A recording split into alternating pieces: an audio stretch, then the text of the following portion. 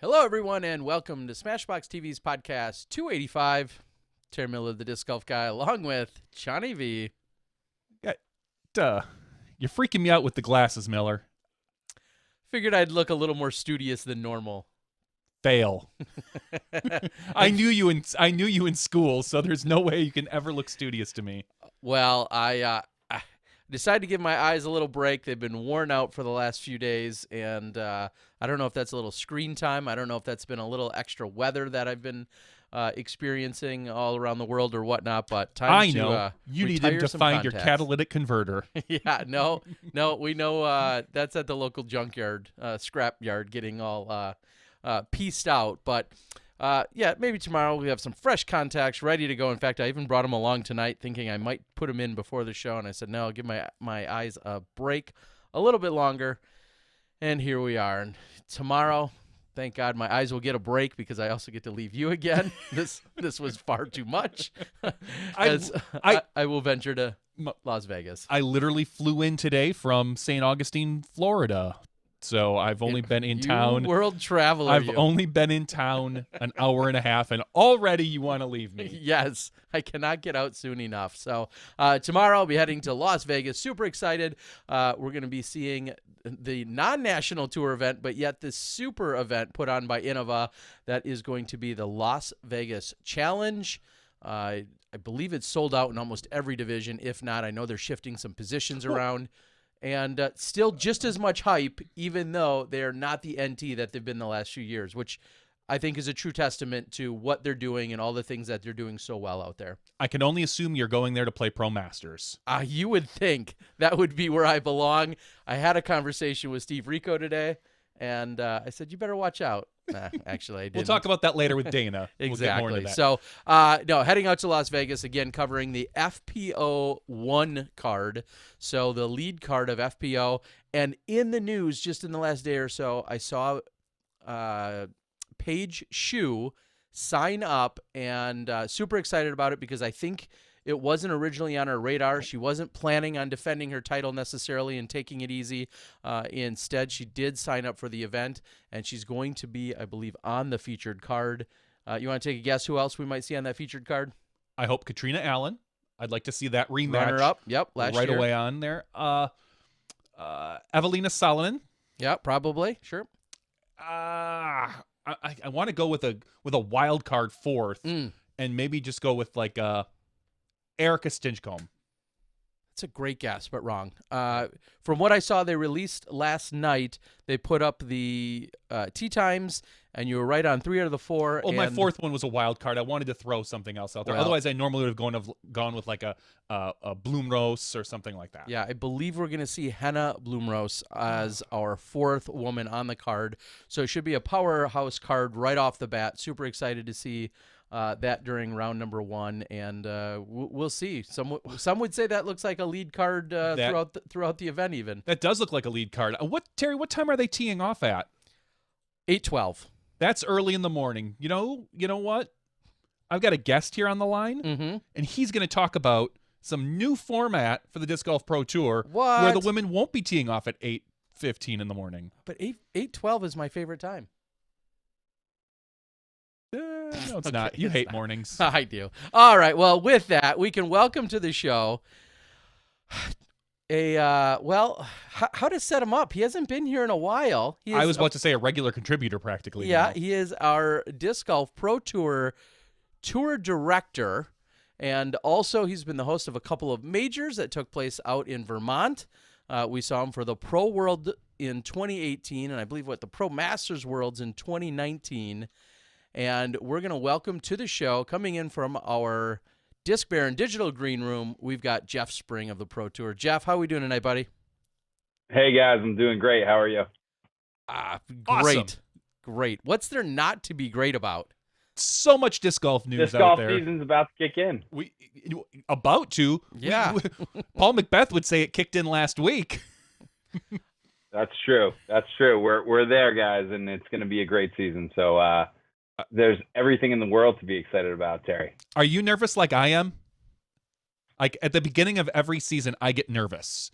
Like we have so much we have so much I'm to excited. do. I don't know. I think we're actually on the road. I'm in the new Disc Golf Pro Tour RV, and we're in Tulsa, Oklahoma, and I couldn't be more excited. So not as much nervous, but I feel you. You know, like the players probably get nerves teeing off for the first time. We heard that a little bit in the wintertime open coverage from Central Coast, and yeah, it's exciting. It's the exciting nerves, right? It is. It really is. I just get nervous thinking like, oh, it's been like 6 months, it feels like, since I've done a live broadcast.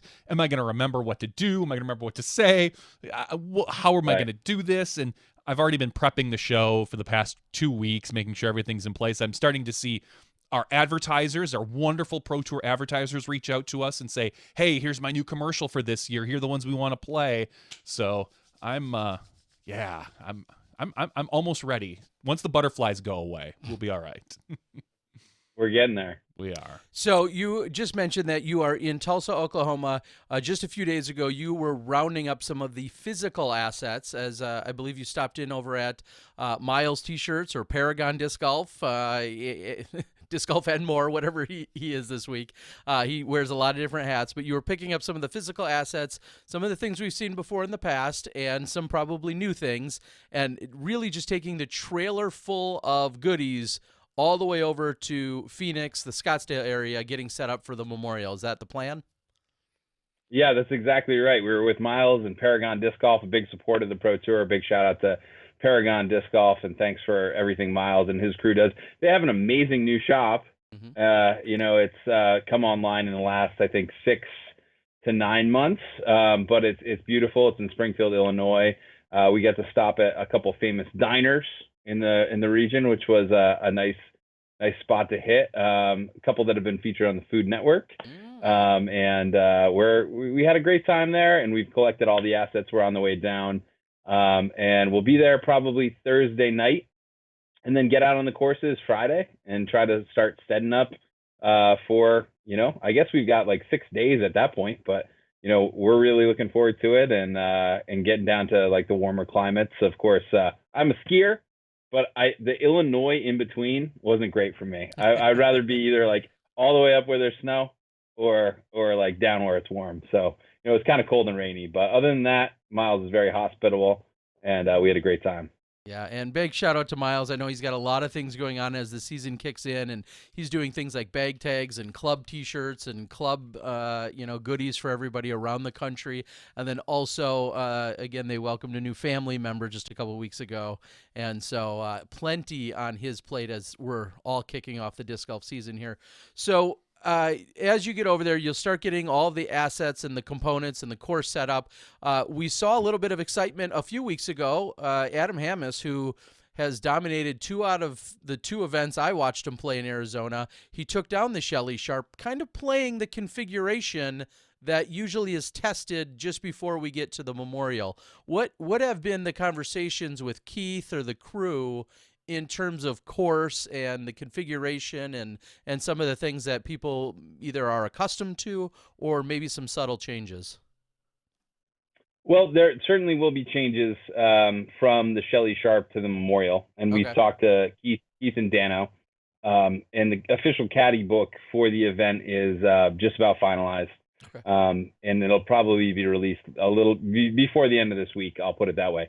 But there are some changes from the Shelly Sharpe, and we're excited to roll those out. I think that the majority of the changes were done in the name of safety. Those guys are awesome at knowing the course and knowing what's going on in terms of spectators, park users, all that kind of stuff. So, you know, we trust them to deliver, you know, a great layout. And I think that they heard some feedback from Shelly Sharpe from the touring pros, and, you know, we all got together on multiple calls and we made some tweaks. And, I think that we're excited to roll that out and have it in tournament configuration, for practice all next week. How tough does that make it for you, knowing that, again, there's so much excitement going on and this is the first event, but the format being 2 rounds to start off at Fountain, which some would argue is a little more picturesque, but maybe not quite the challenge that we see at Vista. But everything's at Fountain for a couple days, and then we shift a lot of that pro focus over to Vista. Is that double the work for you guys? We don't look at it that way. I think that we'll set up both courses, starting with Fountain, and then be able to shift a lot of assets over. So it's an opportunity to have even more assets on both courses. But we've got a great crew.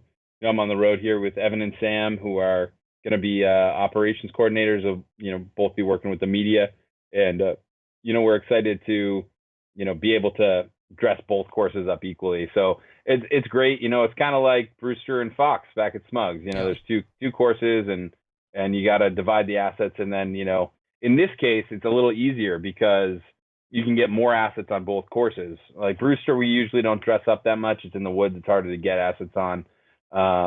And we really dress up Fox, but we go Brewster, Fox, whereas here it's 2 and then 2. Mm-hmm. So we can literally move assets over, which will be great for the sponsors and great for the courses, and it'll look great, I think. Yeah, that's going to be really exciting. Now, without any negative connotation to it, the one thing that we've noticed throughout the last couple years is people somewhat sacrificing the Las Vegas event, even though it's sold out this year, but sacrificing the Las Vegas event to maybe prep for the Memorial. But is that just a testament of growth that we have a sold-out Vegas and a sold-out Memorial this year? Isn't that incredible? Yeah, that's great. I think you're right, Terry. It's definitely a testament of the growth of the sport. And, it's been a long tradition to have wintertime, Las Vegas, and Memorial. And I think that those events, whether they're on a tour or not, are going to succeed and sell out. I think that, if the Disc Golf Pro Tour wasn't at the Memorial, it would probably sell out, no matter what. And you can see that happening at Vegas too. So, it's great to be able to come in and augment like the promotion and what we're doing and make it even bigger. But like the events are great on their own. And, our mission as a tour is to really, try to take it to the next level and see what we can do together. But that doesn't mean, that the events wouldn't thrive, on their own as we're seeing with Las Vegas. And what I've heard from Innova is like, this is their US DGC West. So yeah. They put a lot into it. And so, all the team members are there. They're getting media to kick off the season and getting a lot done. Yeah, and one of my favorite things to see from the Las Vegas event specifically is every day for the last few weeks they've been posting about the various contributions, whether they're in-kind or actual cash contributions that are being made to the event, and you see them ramp up day after day after day, talking about the tens of thousands of dollars that have been continue to get poured into that event. So like you said, very exciting. The growth is there. We're going to see a great event, 4 rounds at Las Vegas and then 4 rounds at the Memorial. And that might be the only, if anyone had a minor complaint to make, they would say that's 8 rounds of golf for these guys at this top level over a relatively short time frame. And they're just usually not, we'll say, stressed that much throughout the rest of the year. But hey, they're all early and it's early season. Right, we'll make them grind through it. Fine. All right, Jeff. So I feel like we're burying the lead. The reason we have Jeff on, absolutely. The reason we have Jeff on is because they made 2 really big announcements today. The first we'll talk about is the new Disc Golf Network that has been released. Jeff, you want to give us a quick, brief introduction to the new and improved Disc Golf Network? Yeah, it's something we've been working on for a while. We're really excited about it, and in collaboration with SmashBoxx on this. And, we are calling it the home of live disc golf. It's a subscription service based from Vimeo OTT services that we've built out over the last, probably like 3 or 4 months. And we put a lot of time and energy into it. And, we're really excited to put a lot of content on there. It's not just going to be the live, but it's going to be human interest stories. It's going to be live interviews. It's going to be some partner content that's going to come on. And it's, a lot of content will be exclusive to our subscribers, but it's also going to have some free content that we also share on YouTube. So there's a mix of what we're going to be doing, but with a media team on the road full time this year, we're excited to, kind of tell the story of disc golf and, really put a little bit more resource into what we're doing with the live show. Not only do we have like the great and unbelievable foundation of what, we were doing last year with SmashBoxx and, for many years before that, you guys were doing with the Pro Tour, but, we've got more resources and full-time media staff to kind of add on, some pre-production inserts, some interviews, some transitions, and really kind of take it hopefully to the next level. And we're taking baby steps here, but at the same time, the production costs a lot of money to make, and we're excited to try to step into a realm where we're seeing some return on that investment, where we can provide a sustainable tour. I think one thing that we saw at the end of last year and in this tradition, in the transition between DGPT 1.0 to 2.0, is that there's a need to try to monetize and create a sustainable tour. And, without trying to get creative and innovative with something like the Disc Golf Network, we may end up right back in the spot we were. So we're very excited to, find a way to become sustainable as a business, but also increase the quality of the product that we're putting out there. And, we got a lot of time and energy into it, and we're really excited to provide, a great product for all the disc golf fans out there. So with that, what would you say is the number one misconception that people have had, or as part of a response, whether it's today or in any conversations? Because a lot of people will read one thing and then completely misread or misinterpret what they just read. So go ahead and clarify anything that you feel like has been maybe a sentiment out there that you're like, nope, that's not what we're saying. We're saying this. What Sure. have any of those topics been? Yeah. To be honest, I don't know a ton of the misconceptions that may be out there. I think that in general, we've seen a few, and I'm not trying to stay up to date with every comment that's going on. Nor should you. But that said, I just want to clarify that all the other post-production partners are still there, right? So we've got Jomez covering MPO 1. We've got Gatekeeper, Central Coast covering MPO 2, along with, I think, a par save in there. And then we also have GK Pro covering FPO 1. So all that content is going to be post-produced. It's going to be free. We've curated that as a tour at every single event to make sure that post-production coverage is free for everyone. So in terms of what the media we're rolling out for each event, it's very substantial. It's more than, I think we've ever curated ahead of time. I think that some of the Disc Golf Pro Tour events have had all that coverage at them, obviously, but we're guaranteeing MPO 1, MPO 2, FPO 1 post-production coverage free. In addition, we're going to be providing the final round of live free at every single event. And that's really because we want to see, how big our numbers can get. That final round is going to be the most exciting. We're going to have a lot of people in and outside of the sport viewing it. We're going to be putting money into promoting the free round so we can get it out there to the masses. So we're really excited about doing that. At the same time, with all the effort and all the energy and looking at, becoming, business savvy, I think we're excited to make the first couple rounds a subscription product. And not only that, add even more media content, human interest stories, player interviews.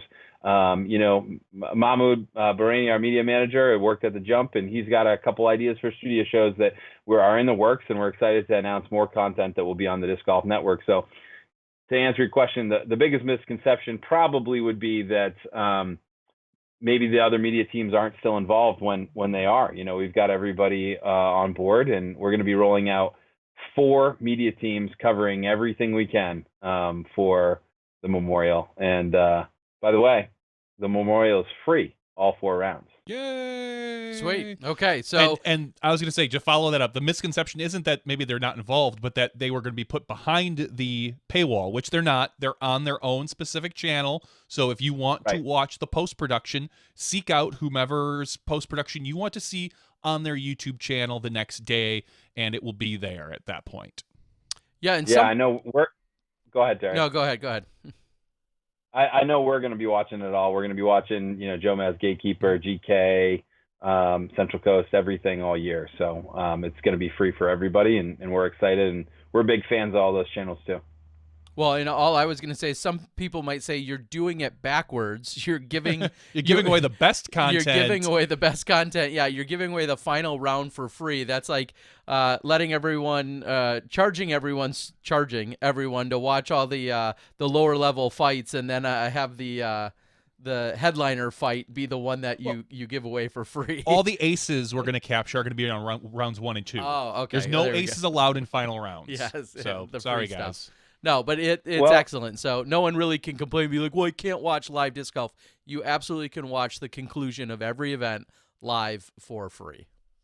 Yeah, and I mean, I think that just goes to the point that, we're still wanting to promote like the biggest and most attractive free product, and get it out there to as many people as we can. Like, I think that this is a small step to see, the lower numbers on the Friday and Saturday rounds. I mean, we broke down a lot of stats and a lot of numbers, and the lower numbers, I think that those are people that want to support the live broadcast anyway. And we're basically trying to professionalize the product and the means that people get it at. Streaming services are more popular than ever. We see, a lot of streaming services for niche sports, but also for wide media content like Netflix and Disney Plus, as we related in our press release. But, also, how are we going to, create more content that we want to create, and how are we going to support this media team that's out there on the road the whole time? I think that people are going to be very excited about what they see develop throughout the year. But at the same time, we're building from a great base. So like we've had great broadcasts over the course of the past couple of years, and you guys are at the core of those broadcasts. So better than anyone that the product is valuable, and that we've seen pay to play work pretty effectively even at last year's USDGC. So we're confident in what we're doing, and we're if people want to watch it free, we have great media partners that are going to provide that content. Some other news about the live broadcast. It was announced that Mr. Jamie Thomas will be joining Nate and Val in the booth this year to give a more, we'll say, traditional play-by-play color analyst set. How did that come about? I mean, why Jamie? Yeah. No, I give Jamie a hard time. I love Jamie Thomas. You seem dubious, Jamie. No, not at all. If there's one guy that has more experience, Jamie came about because we were searching for a host for the show. We think like last year Nate and Val did well, but they're both color commentators. They're both talent that want to provide insight into the game. I think one of the great broadcasts that I saw was Memorial a couple years ago when it was Terry and Nate actually commentating, and that was very entertaining and very well received. And I think Nate and Val are custom cut for that kind of color commentating experience, and I think a lot of people enjoyed them when they were in that role. But how do we give them a host that's going to be able to be there every week? And we talked about having on-site booths and having Terry in the booth, and how can we make this happen? And started poking around, and Jamie showed interest, and we were thrilled at how he's conducted himself as a host in many broadcasts, and a lot of people know him. And in order to, kind of take that next step in terms of commentary, we thought, hey, who better than somebody that's experienced, that knows the game, that has a background in professional media, and that, know Nate and Val well. So it all kind of aligned really, really nicely. And we were lucky enough that Jamie wanted to be a part of it. So we decided to move forward, and working with that whole crew, they're pros. They're on it, and they're putting in their hard work and getting their studio set up and getting prepared for some great broadcasts. Yeah, Jamie's a man after my own heart, because the first thing he did when talking with him was reached out and he's like, okay, I need to know all the equipment. I need to know exactly what we're doing, how it's going to be set up. What can I do to do this and this to make sure it's like the top notch? Like, he doesn't just want to come in, sit down, and then, do commentating. He wants to control the booth. He's good with the lights. Jamie has a lot of experience behind the camera, which I think is going to even help the look of the booth and just the professionalism overall. I am really excited to have Jamie in the booth.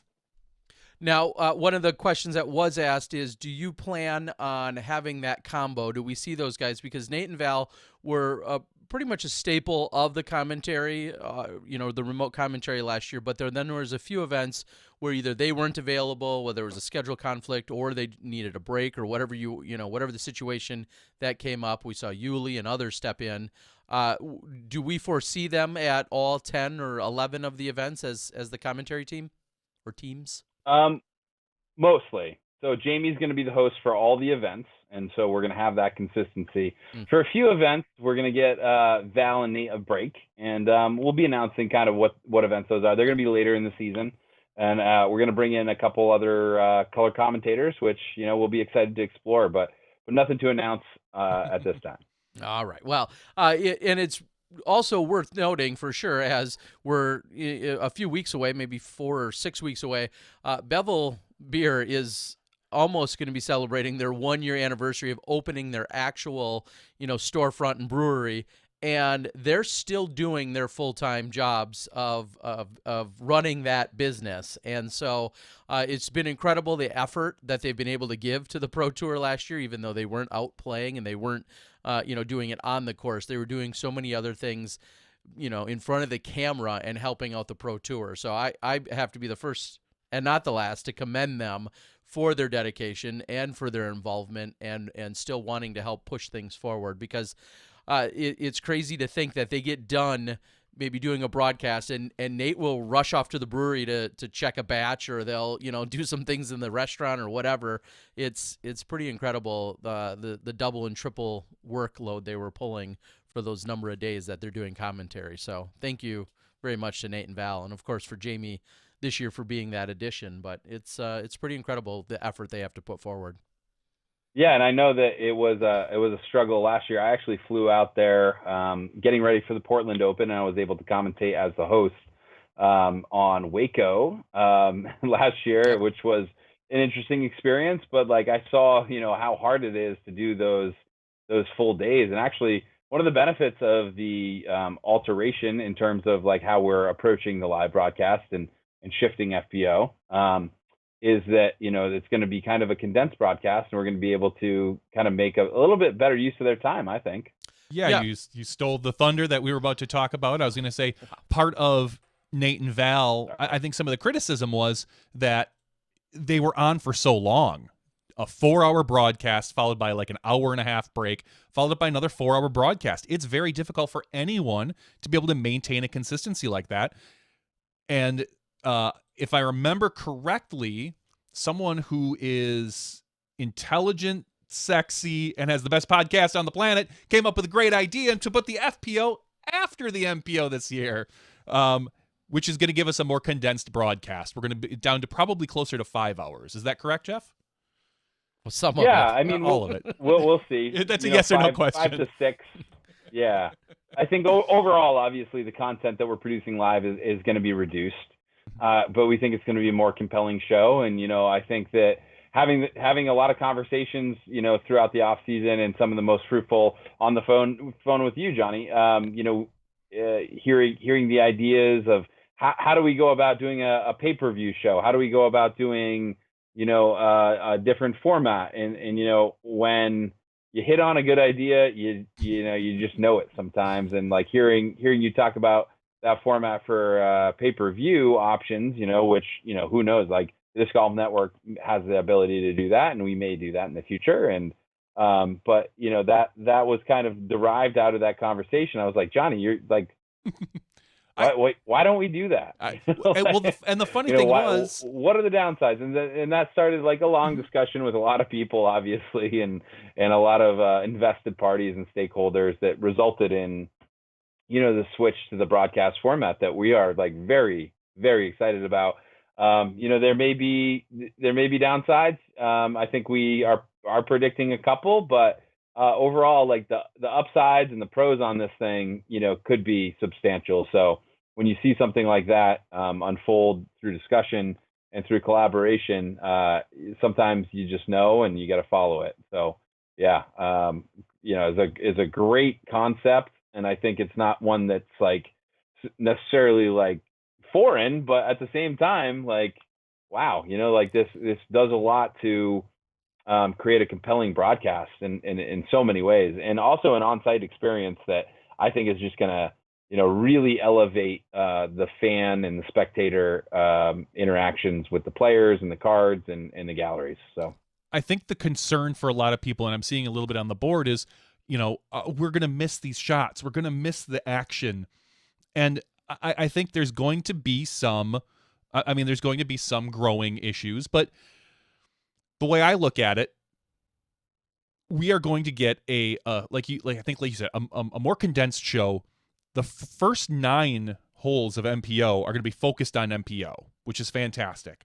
The next, we'll say 9 holes approximately, will probably be a fewer commercials, more golf, and be able to focus back and forth on whichever particular division has the more compelling story. If we see somebody in the MPO out to like an 8 or 10 stroke lead, we can focus on FPO for a longer portion, and vice versa. If there's an FPO person that's out to an 8 stroke lead, we can wait to come out to that particular division. So we can really focus our direction to a much more compelling story.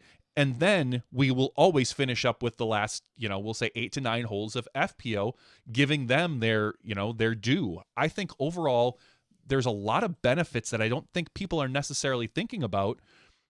Jeff, you and I talked about the on-course benefits of having FPO later. What can you talk a little bit about that?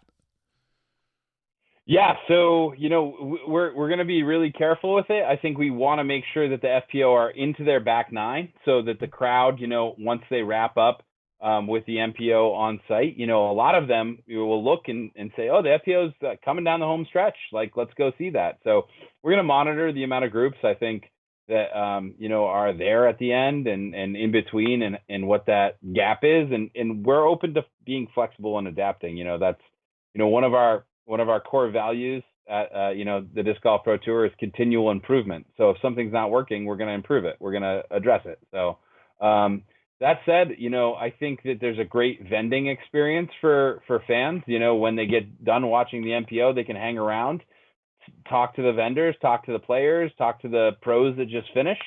I anticipate some people will hang around Tournament Central and wait for the FPO to come up, creating a good, final whole crowd. I anticipate a lot of folks will go back and watch, those final 6 to 9 holes of the FPO, because why not? I mean, some of the best players in the world are coming down the home stretch of a round. So, but like you said, Johnny, like in terms of like the show itself, I think that the big thing that we want to drive home is that we're creating a new product with live sports and live golf. Even if you just look at traditional golf, is not what we do for post-production disc golf. Post-production disc golf is an incredible product that I personally love. Everybody I know loves, and I don't want that to go away. Like, that's a great product. But live shouldn't just be necessarily like a kind of a weird version of that. I think that what this enables us to do is tell the overall story of the event. And for us and for disc golf, that show that includes the FPO division. And I think it only strengthens the broadcast. It strengthens the diversity of the storytelling. And we're going to hopefully add more as it goes on. Like, we'd love to tell the story of the chase cards on FPO and MPO. We'd love to tell the story of like an ace that happens and, adding cameras.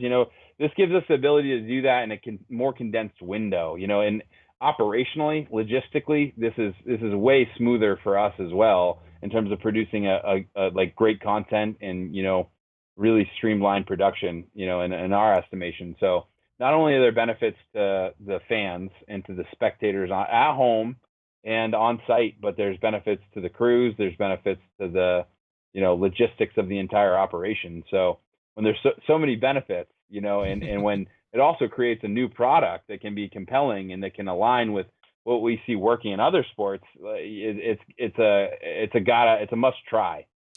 We innovate, and that's what we do at the Disc Golf Pro Tour. That's also one of our core values is innovation. So with these changes and all these great benefits that we're hoping to experience with it and the innovation, it obviously is I'll say a little bit of a shock to our FPO field, because they've gotten accustomed to getting up early, some of which playing don't love snow. it. Yeah, there's been some snow sometimes.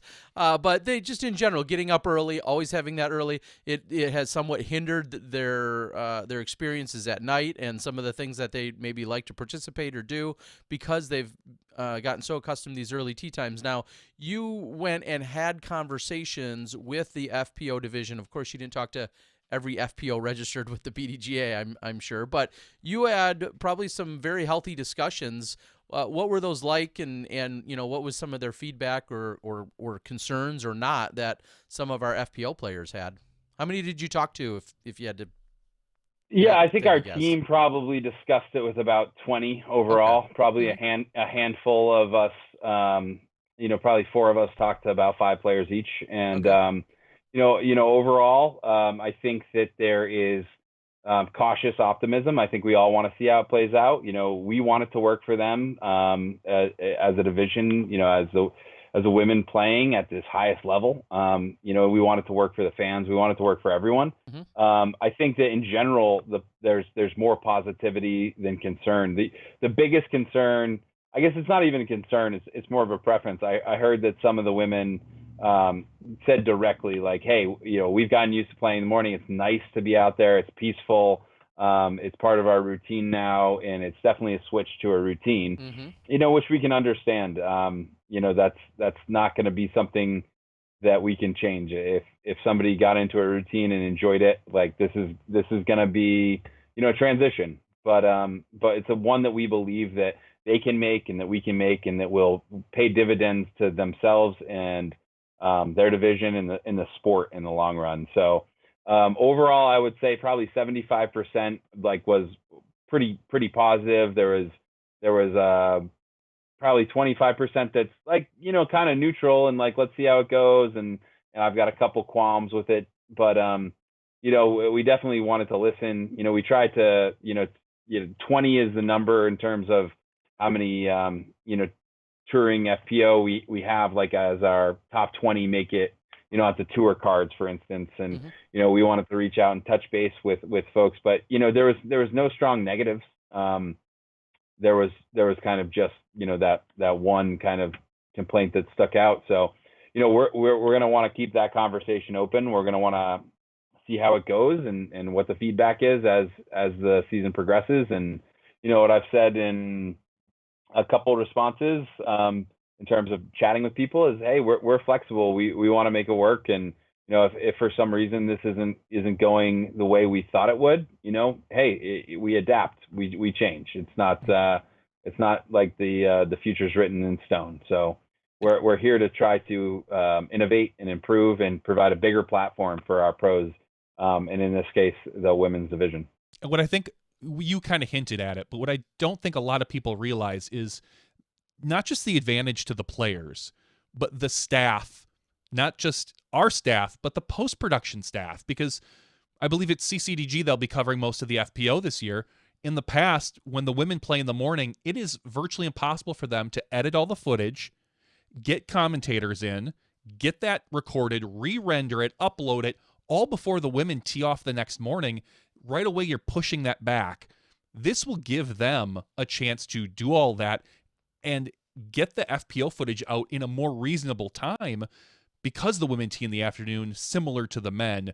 It gives our staff a little bit more, maybe if they're lucky, some sleeping in time, as opposed to having to wake up at 6 a.m. To be out on the course.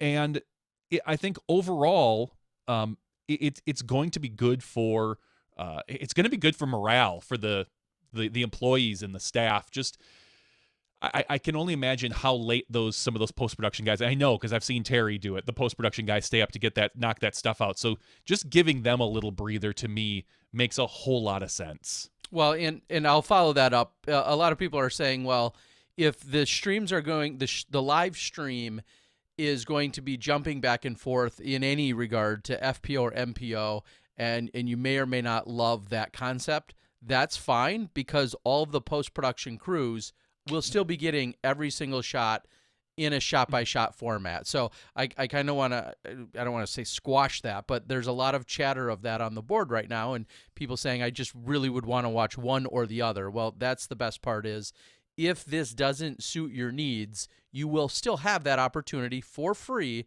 to be able to watch a round in its entirety, shot by shot, every single shot, for whatever cards are being covered. So hopefully that answers that question as well, because I see a lot of people asking about it. So, and we've always seen the numbers for FPO, the live broadcast, have always been lower than MPO, and that's the nature of being FPO. But it also has something to do with the fact that they were teeing off at 8 in the morning, and on some coasts, that's like if it's 8 in the morning on the East Coast, it's 5 in the morning. It's West 5 Coast. in the morning I'll do the West math Coast. for you. Thanks, Tara.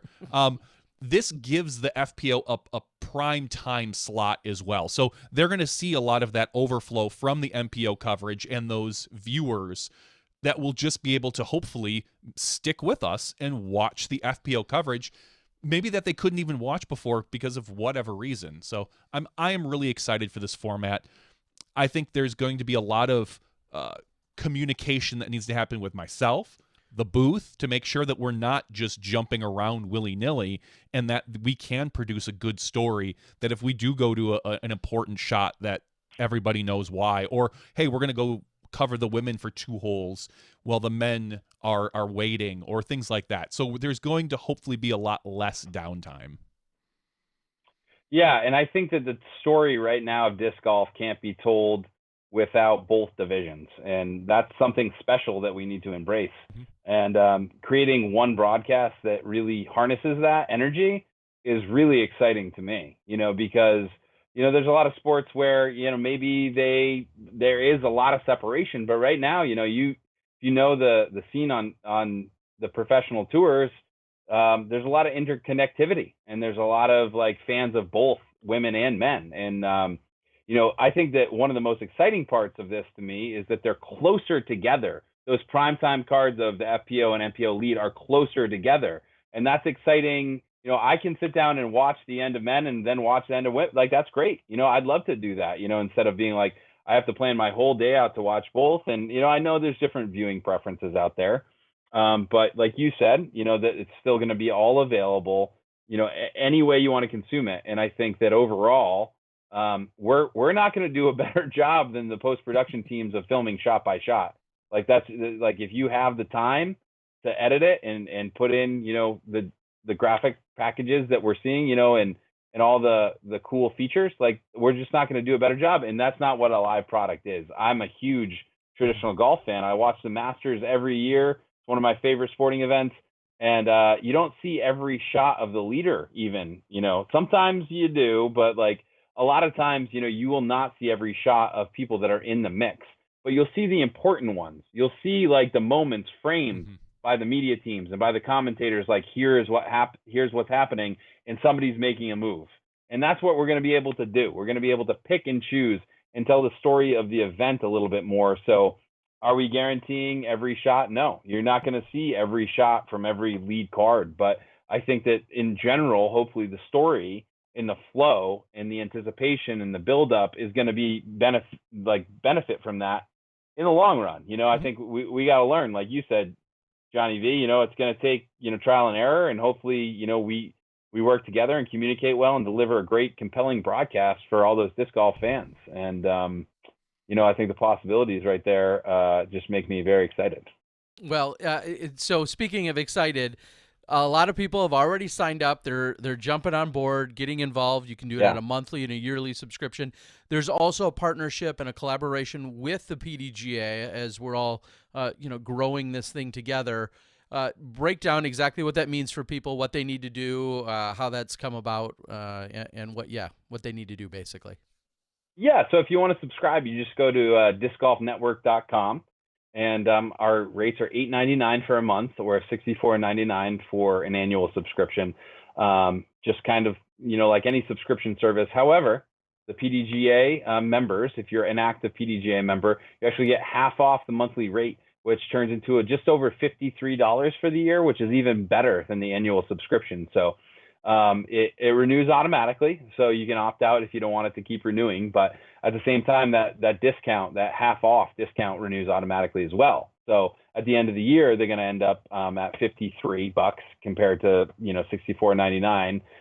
So it's an even better deal than the annual if you do month after month for the PDGA. And The PDGA members are the, heart and soul of the sport. It's a governing body. I'm been a state coordinator for, I think, 6 or 7 years. I just passed it on to one of my good friends and one of the best guys in Vermont disc golf, Chris Young. So a shout out to him for taking on the state coordinator rep. But, the PDGA is disc golf for us. And, we're proud to offer a membership benefit that the active members can take advantage of. So if you're not a member, go become a member of the PDGA. And, this is just one of the many benefits you get as a member. So we're happy to offer that 50% off discount. And so everyone or anyone that is a current PDGA member, I assume it's going and making a call to a database, some fancy database somewhere to make sure that you're a current member, and then it's automatically adjusting. Is that how that all works? I just want to make it as clear and as easy for everyone out there, right? Yes. It's called an API, Terry, a fancy database that websites talk to each other. They make like a call to it or something? That is. It is an API call, Terry. I'm so that's why I have an MIS degree, people. They call collect, long distance, and then they get the discount. But it makes a modem noise. Yeah, if you go onto that website, Disc Golf Network, and you click subscribe, there's a link that will take you to a page that you just enter your PDGA number, your name, and your email, and it generates a code. And then you take that back, you put the code into the discount voucher field, and it'll automatically discount your monthly membership. So pretty simple, pretty straightforward. If you get over to the site discgolfnetwork.com, you'll be able to see how to do it yourself. And of course, we've got support teams standing by. So shoot a quick email and we'll help you out. Get signed up today. All right, Jeff, that's a lot of exciting news and a lot of great updates. Is there anything else that we're missing out on here that we need to hear from you tonight? Any exclusives? I just want to thank you guys for being a part of it. I think one misconception I'll end with is that, somebody was saying, oh, how do I support SmashBoxx or the Disc Golf Network? And, I just wanted to be clear that we're working together on this thing. And, you can support the Disc Golf Network, and it's going to support SmashBoxx too. And, we're really thankful for all your expertise and collaboration. And, I think the future's bright. So we're looking forward to it. And you know what? I already feel bad enough that I've kept the people away from Dynamite for so long. Your beard is not nearly as great as his. This has happened before. Ouch. Dynamite's coming after you. Real quick, just because I know a couple people are asking on the board, and I think we kind of touched on it. People are saying, well, this is a 12-month subscription. The disc golf season's only 9 months. What about those other 3 months, Jeff? I mean, clearly Mo goes into hibernation, right? Yeah, no, nothing happens in November, December, and January, actually, at all. But no, I mean, there's a lot of content. I mean, we just saw great content from Terry. Who knows how the exclusive, human interest stories. I mean, all of the interviews. We're planning on episodical shows. Mo, our media manager, worked for The Jump at ESPN, and he's got great experience creating content. And we plan on having very, very robust content in the off season. We're going to be banking it all year round and doing a lot of content. So while there won't be the live, there will be fresh, exclusive content 12 months a year. All right. So what I just heard was Disc Golf Network is sending me on more remote locations around the world to bring more coverage of events to the Disc Golf Network. Is that what I heard you say, Jeff? I heard it.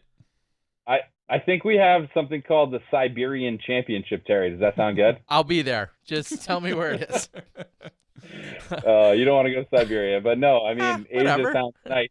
You look like you had a great time out there, and I can't wait to hear more about Jackie Chen. Yes, crazy. There's a story obviously in itself, and without getting too far into it, I will say it is part of the reason why I love doing what I do. I covering some of these events that are maybe off the radar or aren't quite yet a pro tour or a national tour event, but then to go have this discovery and film what I feel like will be history in Jackie Chen and the start of his career on a national or international level. it truly just brings such joy to me, and hopefully the rest of the world has been able to absorb some of that goodness, because it's such an incredible story, and I think there's more of those out there, and I'll be the first to go out there and you're gonna find hunt them and look for them. Yeah, absolutely. So, all right, Jeff. Well, we appreciate the insight. We appreciate the clarifications.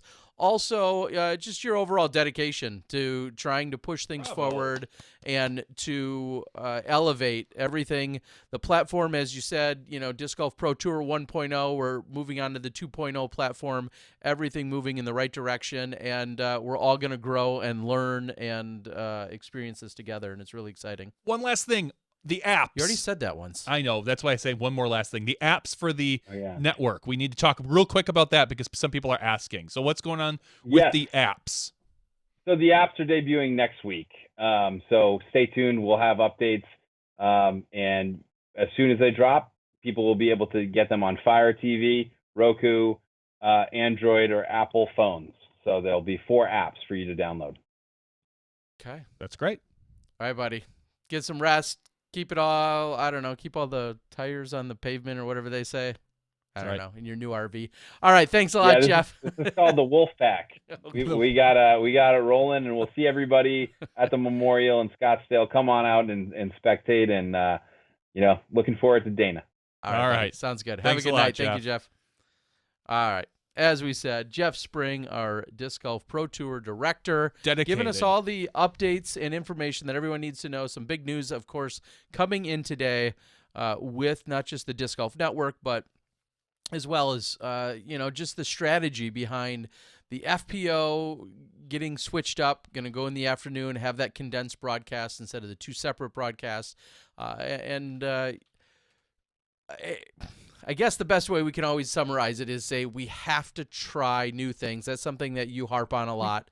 We have to try, because if we don't try, we'll never know, and we can always sit around and say woulda, coulda, shoulda, or what if, but the least we can do is give some of these ideas some legs and see if they work out. I feel like if we're not trying, we're not progressing. We can. Oh man, it sounds like a presidential platform coming. No, Jeez. no. Slow down. I always think Slow down. We have we had a good system when we cut the FPO into the MPO. That was a good system. It wasn't a great system. It required a lot of work. So what did we do? We edited it, and then we played it before. That was a good system.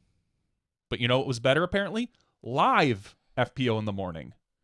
We had a great system. Guess what? We're going to try to make an even better system. And if it doesn't work, we've got 3 other systems that we know work. We can always fail back to. So I always feel this way, that if we're not trying new things, we're falling behind. Not everything is going to work, but I'm very excited for this format. I can't say it enough that I think this will, selfishly for me, and this is a complete selfish thing, we're not going to start until like 12:30. Oh, okay. So you'll have your noon pajamas on? I will have my noon pajamas on. I won't. I will. You'll get breakfast and lunch in before we start our day of work. That's right. It's actually like I only have to take a half off a day of work, so it's going to save me some vacation time from my 9-to-5 job. So selfishly, it works out. It's one broadcast.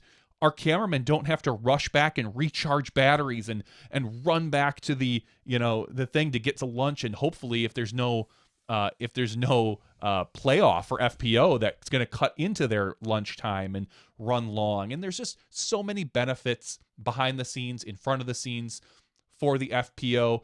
I feel like there's a few drawbacks, but they are really outweighed by the number of benefits, and I'm really, really, really excited. Yeah, until we have a 12-hole playoff in MPO. That's going to put a wrench in our afternoon, but I don't suspect that I think every event's going to end no playoffs this year. Even if an event ended with like a 2-hole playoff, would it really matter? In MPO? Yeah.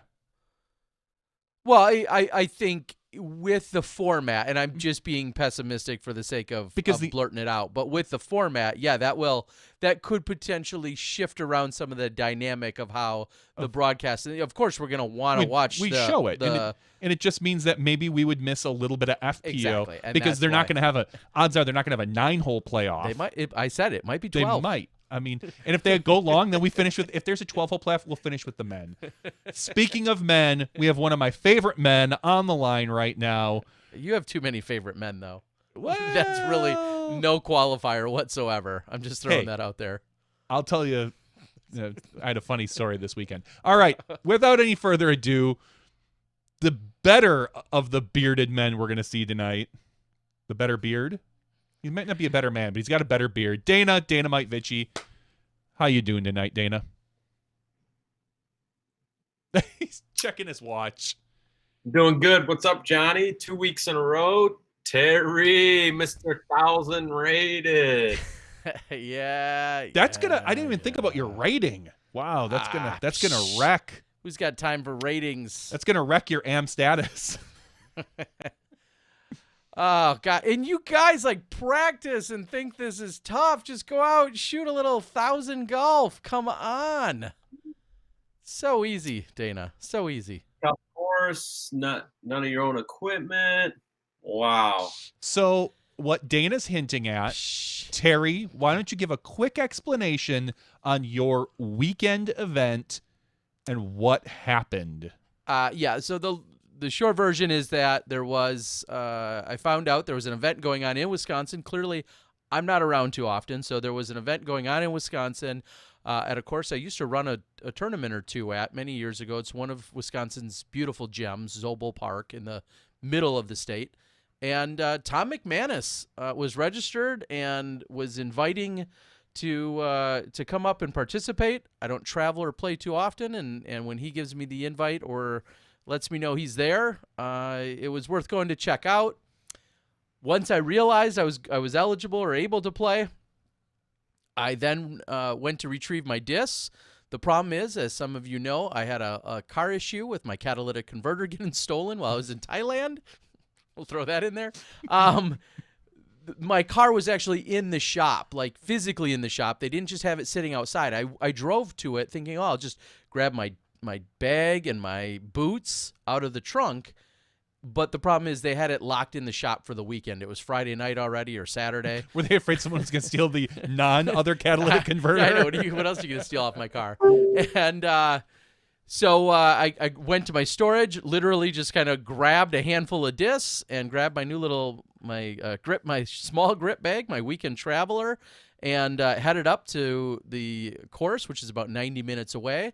Upon walking into the not so almost deathly looking hotel room where Tom was already at, I found out I did not bring my suitcase along like an idiot, which had my CPAP machine. We used to travel all the time. You were one of the most prepared people I knew. I was prepared. It just was sitting at the end of my couch. So I forgot the suitcase, and so yeah, went out the next morning, got myself a nice $15 pair of pants, and so I didn't have to play in jeans. I didn't want to make the playing in jeans for the first time in 25 years. I didn't want to make that a thing, and played so they had the short pins. You've always seen the long pins at this course. They had the short pins from the long tees. We played those. They put me in with some open players, and had a really good time. When it was all said and done, I happened to have the hottest round out of all the players there, besting the open field by a couple of strokes even. And then we went to the short pins from the short tee second round. It wasn't quite as stellar. I shot better, but it was a much easier course. And that round ended up being rated 995. So when it was all said and done, I had myself a little victory, and I tied for the hottest rounds overall at 12 under. That's what Richard Otterson shot in open to win, and that's also what Brad Zaraski of Wings Disc Golf shot in advance to win. So we all shot 3 12 unders. Yes, which all won the respective divisions. Won their respective division. Well, congratulations on coming off of the couch and shooting well, Terry. Thanks. It was It's kind of fun. Dana, when does Discmania pick up Terry?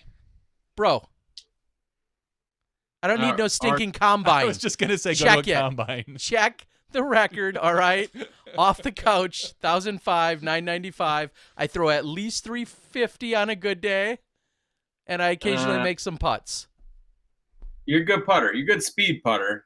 I don't know how much. It's apparently you're a good putter on Saturday as well. But yeah, I've already messaged Avery and said, can we just go ahead and skip the whole process with T-Dog and just sign him up. Yeah, what's my signature disc, though? Let's start talking. What's the... Well, we used to throw the DD, right? It would be the DD. We'd have to bring it out of retirement. Can we have one called the TD?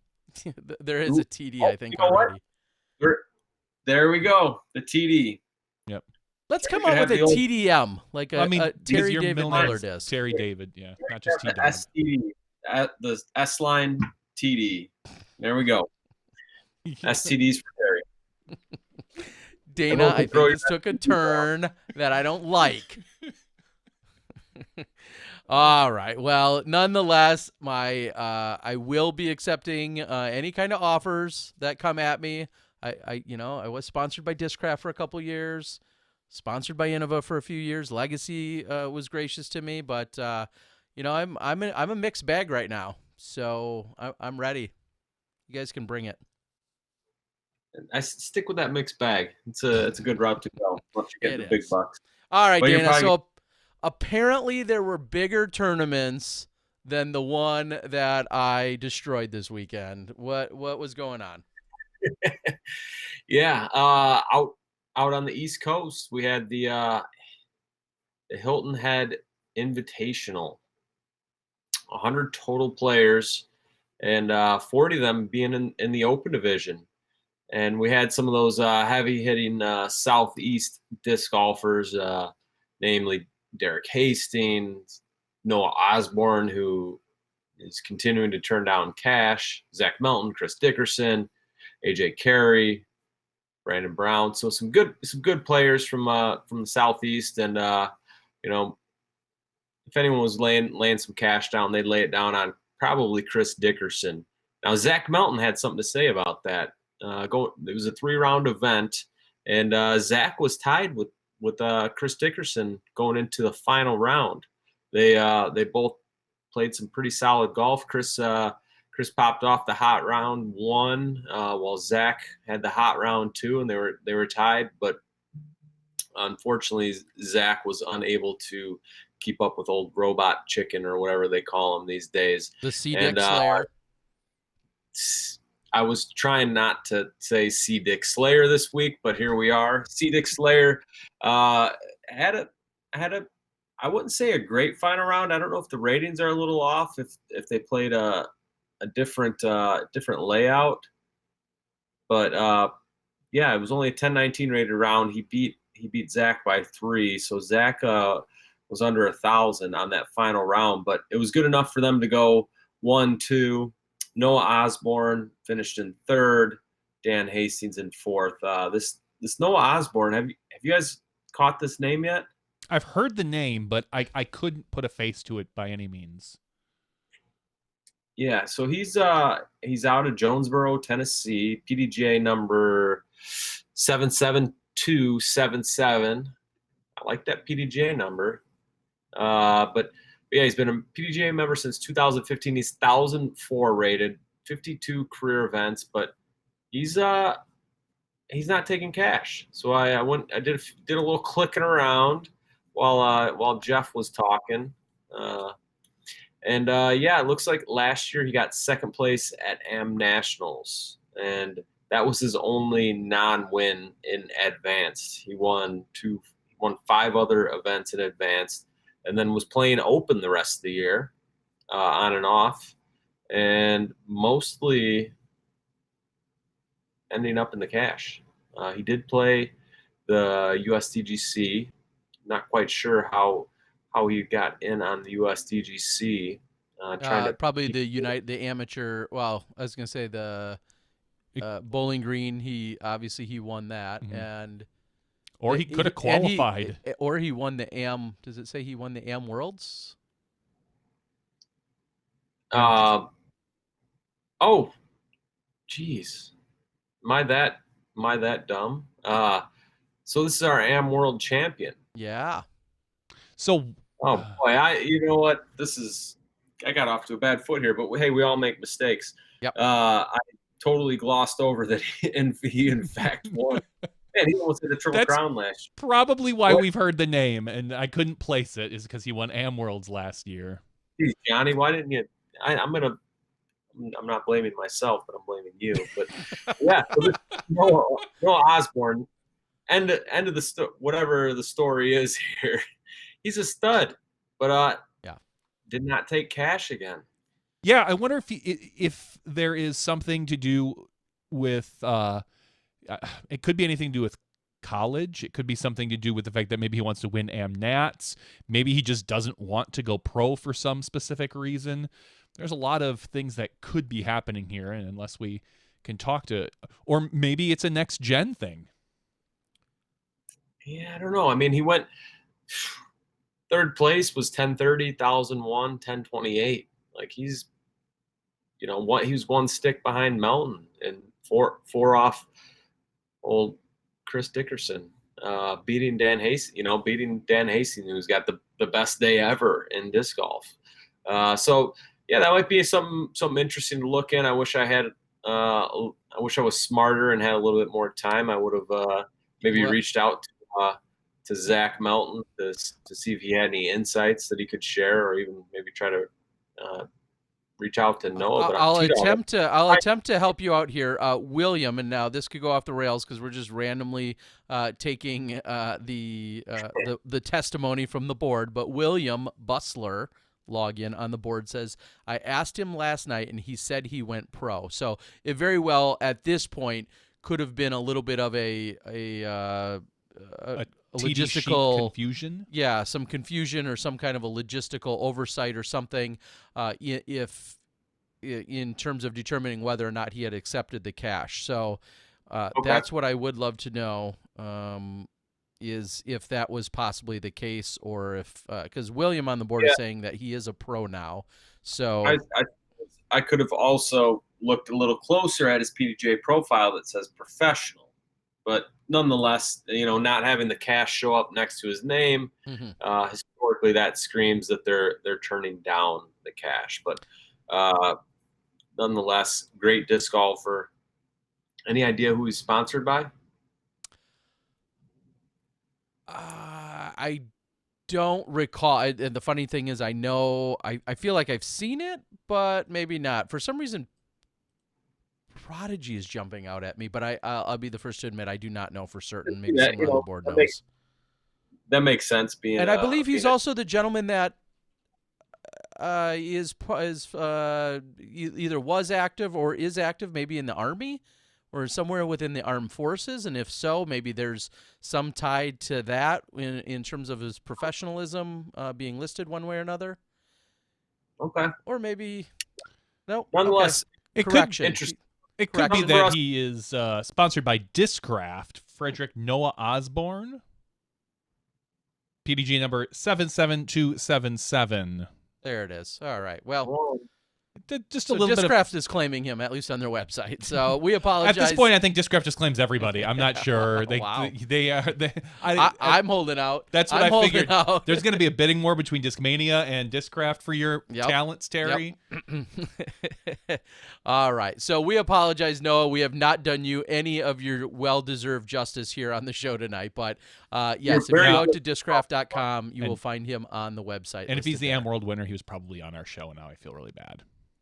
All right, so pretty incredible performance over there. That was all on the East Coast. Maybe we have, do you have any other divisions you want to highlight on the East Coast before we head west there, Dana?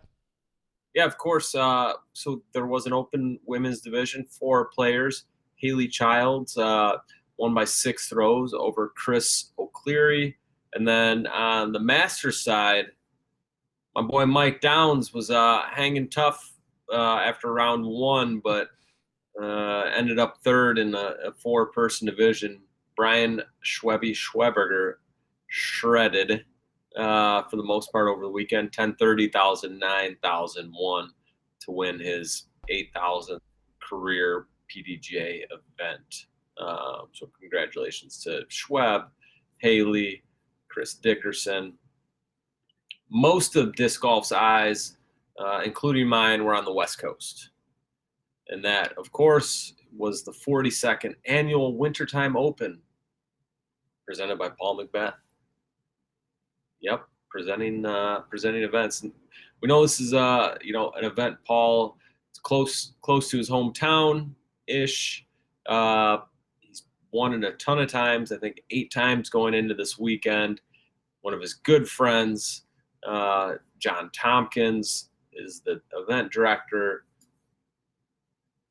So Paul decided to sponsor it. It was an 8-year, 148 total players on this pro weekend, 79 of them being pro, or in the MPO division. A lot of foreign players. We had a number of players coming over from Finland, most notably Seppo Paju, and then Vino Michaela was also there. But it was a Paul McBeth show. Paul McBeth right now, Terry, you probably didn't know this, but he's rated 1060. Mm-hmm, mm-hmm. He didn't shoot a round under his rating. He's been in a boot for I don't know how long.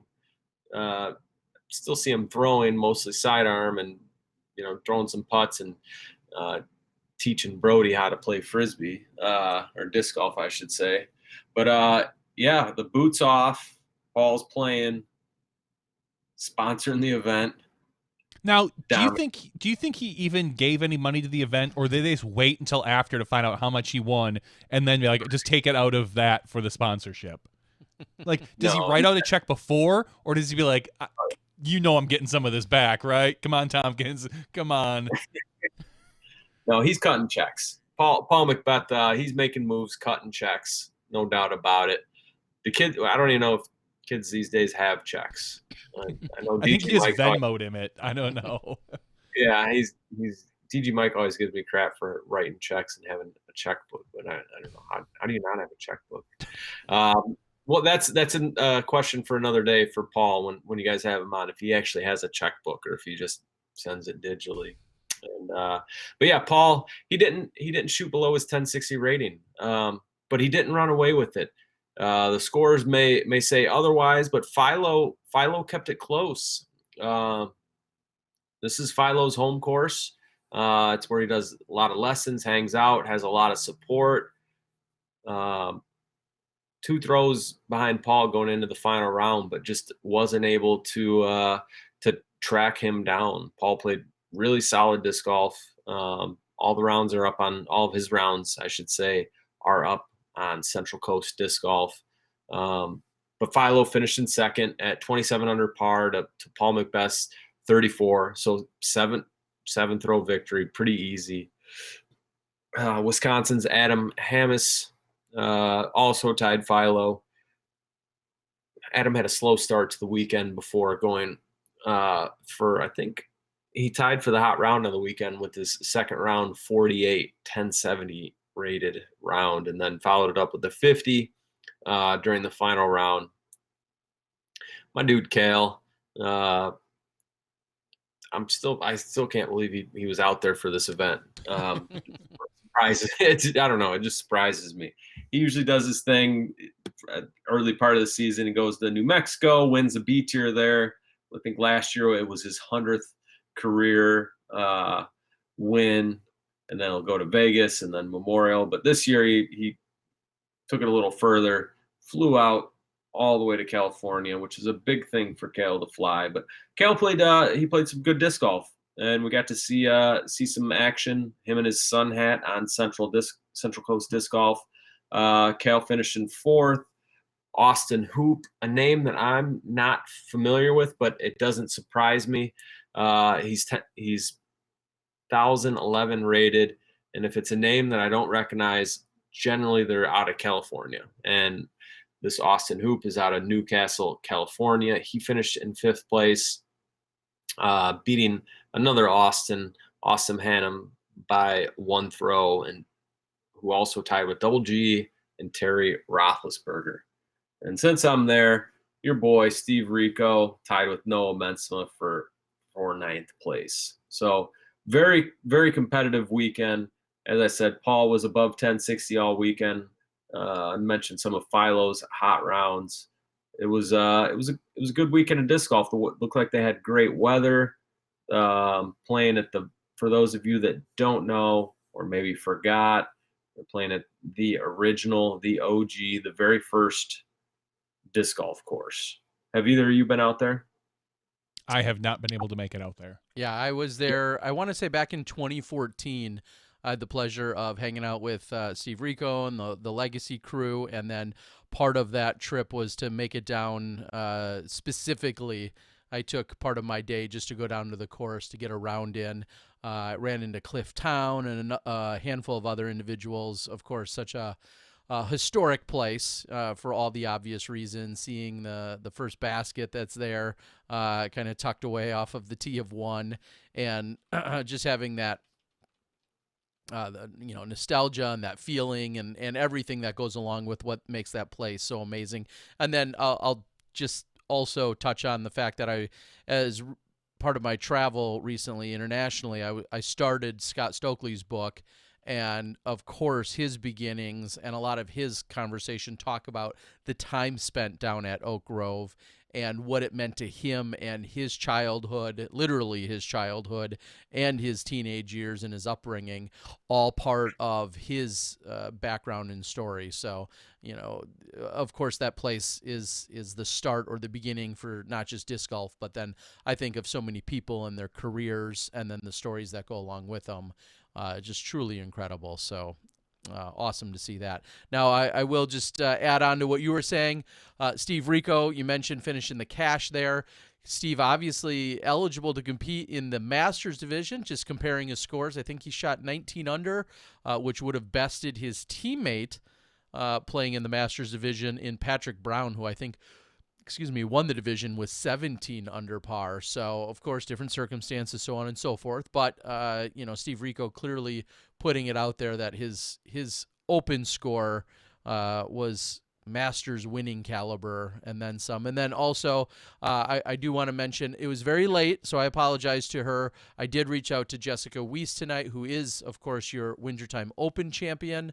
I reached out to her very late in the evening, though, so she had to, unfortunately, she couldn't join us. She had other plans already, but congratulations to Jessica. Sounds like one of the other big stories that happened on that FPO side, Dana, is the return of Owen Scoggins, and then watching her battle back and forth with Jessica, and I know Kona rounded out the podium there. But having Owen back on the scene, she has a new sponsor in Innova this year. Seeing her and her teammates in Kona and Jessica looks like that turned out to be a pretty good battle, as some would have expected as well. So great to see that. And really, coming into the weekend, the couple of things that I was wanting to see is obviously Paul, what he's going to do coming off the injury or whatever. The boot on the foot.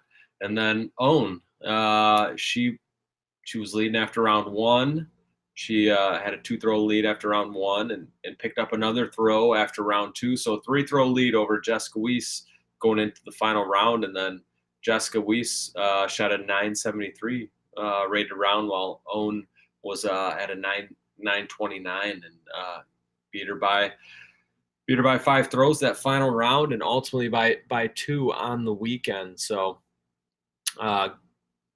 good stuff out of Owen. She did pick up the disc last year a few times. I don't know if she was throwing Innova last year, or if this is how recent that switch over has been. Previously she was a legacy sponsor player, right, Terry? That's correct. Yep. So that's going to be something. That's a name to watch out for. Talked about it a little bit last week. I've tweeted about it. If you're not following me on Twitter at Dana Disc Golf, but Owen, last year she won a bunch of tournaments. mostly out on the West Coast in California. And this year, you click on her name, she's got a bunch of events next to her name: Las Vegas, Memorial, St. Pat's, Daniel Bowe, and then some other California events, along with the United States Disc Golf Championships, which those are in Orangeville, California this year. So she may have a little home field advantage there, but definitely a name to watch. And then, of course, we've got those Europeans that are going to be coming over to the U.S. more on the FPO side to contend with, our Paige, Kat, and Sarah. Our habitual winners that we see on the FPO side. It would be really nice to see, and I think I've mentioned this before, to see Own be able to expand her touring area from just out of the West Coast, because I think she has the best putt in the FPO field. Just assuming that it hasn't changed in the past 2 years since I think I've seen her on coverage, watching her putt is just, it's a frozen rope, and it's a pleasure to see the power and the authority that she can drop putts in from 45 and in. Yep, she's definitely known as a incredibly good putter, and I think someone like that is so good and so accurate, that doesn't ever really leave them. And if it does leave them, it doesn't take too long to come back. So that'll be something to watch here. Maybe we'll see a little Own action next week from the Disc Golf Guy YouTube channel when he's out there in Las Vegas, covering that side of things. Yeah. Go on. I was just going to quickly follow up to put it all in perspective. We talked about what we think we're going to see for that feature card, the first round of the Las Vegas Challenge in just a couple days. But if you go out to the PDGA right now and you do a quick little sort by the women that are playing in Las Vegas this weekend, Katrina 975, Henna 972, Evelina at 964, and then there's Own Scoggins right there. She's the fourth highest rated woman in the field at 949, just above Paige Shue and Madison Walker and Jessica Weiss. So she's clearly a contender, and it's going to be, as we are all just saying, it's going to be really exciting to see her. We know she's going to perform well. We'll likely see her at least on one or more rounds of coverage if she plays anywhere near her potential. And for those that are, when you're on the West Coast or you're in California, like you were saying, Dana, last year you may have seen her at events or you may already know her name. And if you're not old enough to think back to her solid performance at the Worlds in 2014, then you're now going to get introduced or reintroduced to seeing Own Scoggins again. So it is very exciting. And Johnny, like you said, it'd be great if she's committed to touring at a grander level outside of just the West Coast, which I think is in her plans. So get ready for some Own Scoggins, everybody, because she's definitely going to be impressing you on coverage here in the next few weeks. For sure. And then since we are out there at Oak Grove, at where it all began, as they say, I want to run through the other the age protected division winners. Of course, you said Patrick Brown won the Pro Masters 40 and up. He beat David Madruga and Steve Bermudez by 2 throws. On the MP50 side, Jerry Goff, Dog, took her down, shooting some good disc golf there. Man, he almost got $1,000 for that win. So well deserved. He had back-to-back 1,000 rated plus rounds in rounds 2 and 3. Pro Masters women 50 plus. Lorena Dostal took that down over Suzette Simmons. Pro Masters 60 plus. Jeff Nichols won that. Pro Masters 65 plus, Jeff Hungerford. Way to beat Jeff.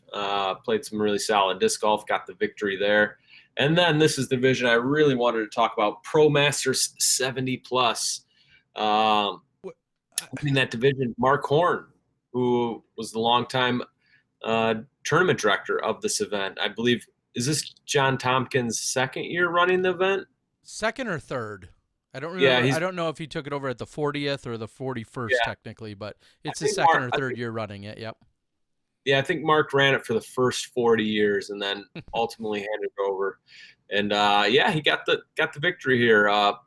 Playing some pretty good disc golf. Stayed above 900 all 3 rounds.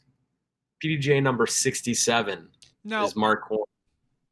Do you think that these guys make fun of Jack Wilkinson for being like Jack Wilkinson has PDGA number 60,985, which in today's disc golf is like, oh, he's been around for a while. But when you're playing with PDGA number 67, 63, 777, and 194, Jack must be embarrassed from his PDGA number. If I would have just signed up 40 years ago. Yeah, no kidding. It's what an amazing history on this entire course, but specifically in this division. Absolutely. And I saw some smatterings across social media of players talking about meeting disc golf legends and PDGA number 3 and, you know, single and double digit PDGA numbers. And yeah, I mean, so cool. Like I don't have a whole lot of interest in, I shouldn't say that. The course isn't all that interesting aside from being the fact that it's the first course. And I would like to come over to this event someday just to get a piece of that history and that nostalgia, and, you know, to maybe meet some of these players that have been around for 30 or 40 of 40 plus of the wintertime opens, and meet and shake hands with some of them and thank them for, you know, laying down what they did in those early years to help get us where we are today. But yeah, pretty cool stuff. And that is the 42nd annual Wintertime Open out at Oak Grove. Now, we saw there's 3 rounds that have already been put out, thanks to Central Coast. More than one person, I can't say someone, more than one person reached out and said, hey, are you covering anything at wintertime, specifically FPO? And I said, no, I'm home. I got big tournaments to play it. No, I said, I'm home. I'm catching up on my own editing. I've just been gone for 3 straight weekends. And no, I'm not any part of the coverage team out there. Have we heard, or has anybody else seen or heard of any other either FPO or additional cards of coverage? And I'm asking because that was asked of me, and I really didn't have an answer.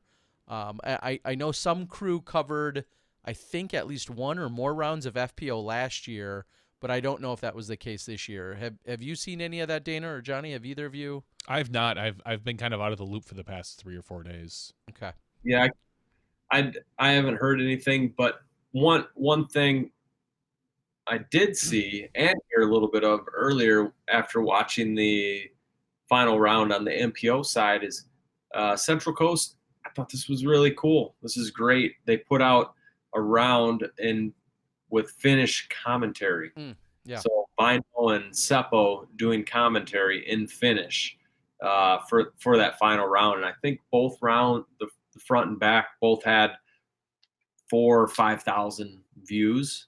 I feel like that's something that in the States we don't always we've got our eyes here because this is the biggest disc golf scene and where most of the biggest events are. We maybe sometimes forget about our friends in Finland and Europe, and I thought that was really cool. That I imagine it was probably Seppo's idea, or maybe it was Central Coast's idea to have them do the final round in Finnish. I wonder if that's a trend that we'll continue to see, because I feel like that's an important market to not forget about over there in Europe, and specifically Finland, where disc golf is incredibly big.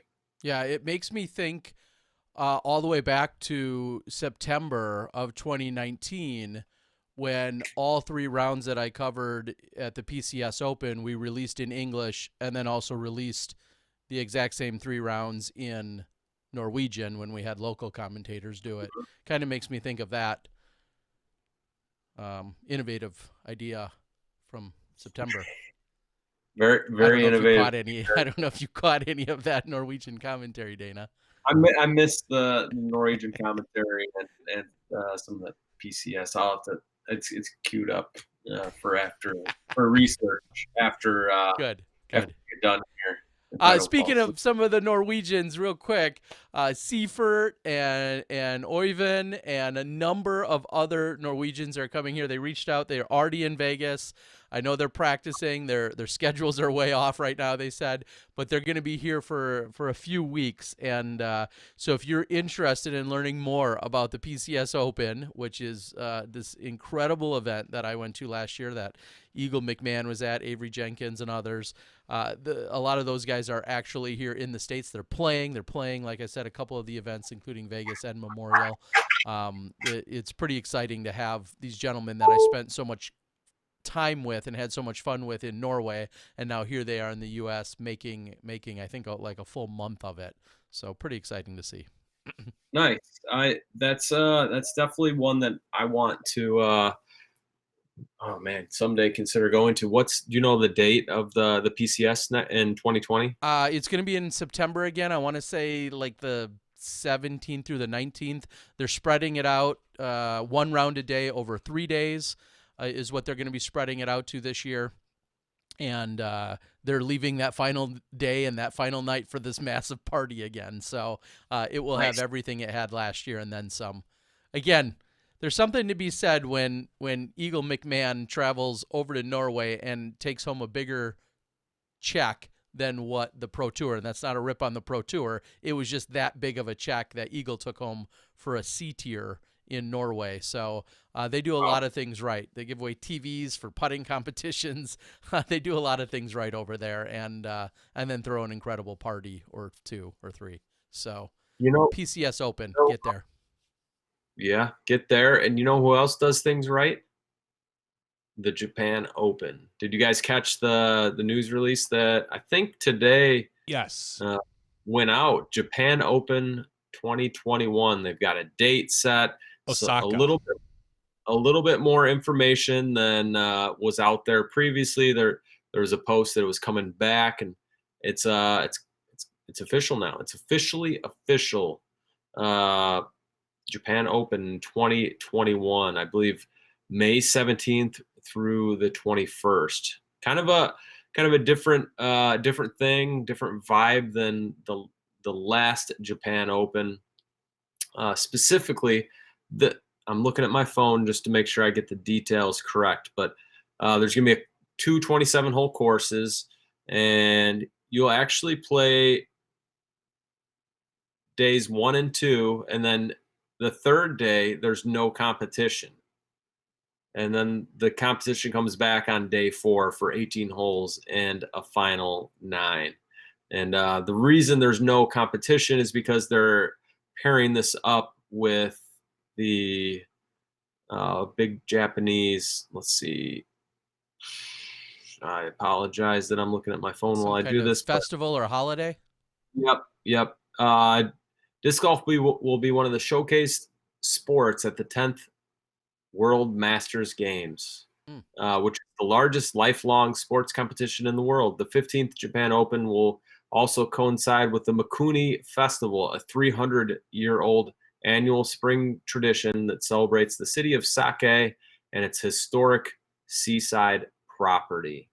So it's, again, May 17th through the 21st. Start saving, Smashies. It's an incredible event. Or start saving for the PCS Open or the European Open. If you're a disc golfer, a disc golf fan, and like to travel, these are destination events. But the Japan Open, I shouldn't say this not going to European Open or PCS, but Japan Open is got to be one of the best ones, and one of those just incredible events that you need to attend, and one of the best ever. You've been there, Dana? I've been there. I don't remember what year. 2014. 2014. Was that the last? Yeah, because I think you and I went there 2010. Yep, and I also went in 2008. I did look earlier today. Right now, flights to Japan, and obviously we can't see that far in the future, but they're about $1,100 right now. So estimate if you're looking to save some cash, you've got a year to save about probably between $1,000 and $1,200 is going to be my guess to get over to Japan, give or take. But I can hands down agree, one of the greatest disc golf trips I have ever taken. It's well worth it. It is well worth it. I told my wife this when she got home today. I said, two things. One, I'm going to see a concert later this summer. I'm going with a bunch of buddies. And two, I think I'm going to go to the Japan Open next year. See you later. And I ran away. So we'll see if that flies. We'll see if that flies. I don't think it will, but maybe they'll contract us for some live coverage. And just also, as I'm overlooking at the screen, it says, join us for the adventure May 17th through the 21st in 2021. So very exciting stuff to hear. I did hear rumblings of this while I was in Taiwan, talking with a few of the gentlemen over there. I know this has been kind of festering and brewing about now for a few weeks, or at least obviously on their end a few months, but it is very exciting to see the official news and announcements coming out and being made available for everyone to check out. So yes, as three of us here all on this show, Dana, Johnny, and myself can attest, Japan Open has been an incredible experience in the past, and I would expect next year's to be, nothing shy of that as well. And in fact, we all experienced it in the same location up in the Nasu Highlands, which is about 4 hours north of Tokyo, and now it's actually going to be west of Tokyo in a completely different location. So that reason alone, it sounds like we all need to go and, just make sure it's just as cool and stuff. So we'll be glad to do so. Yes, Sakai City. Yes, looking forward to it. Sake. But yeah, that's really what I saw. Again, couple big events, but Las Vegas, that's really the start of the tour. The huge amount of players are going to be there. 551 total. The Open division, 149. The FPO division has 20.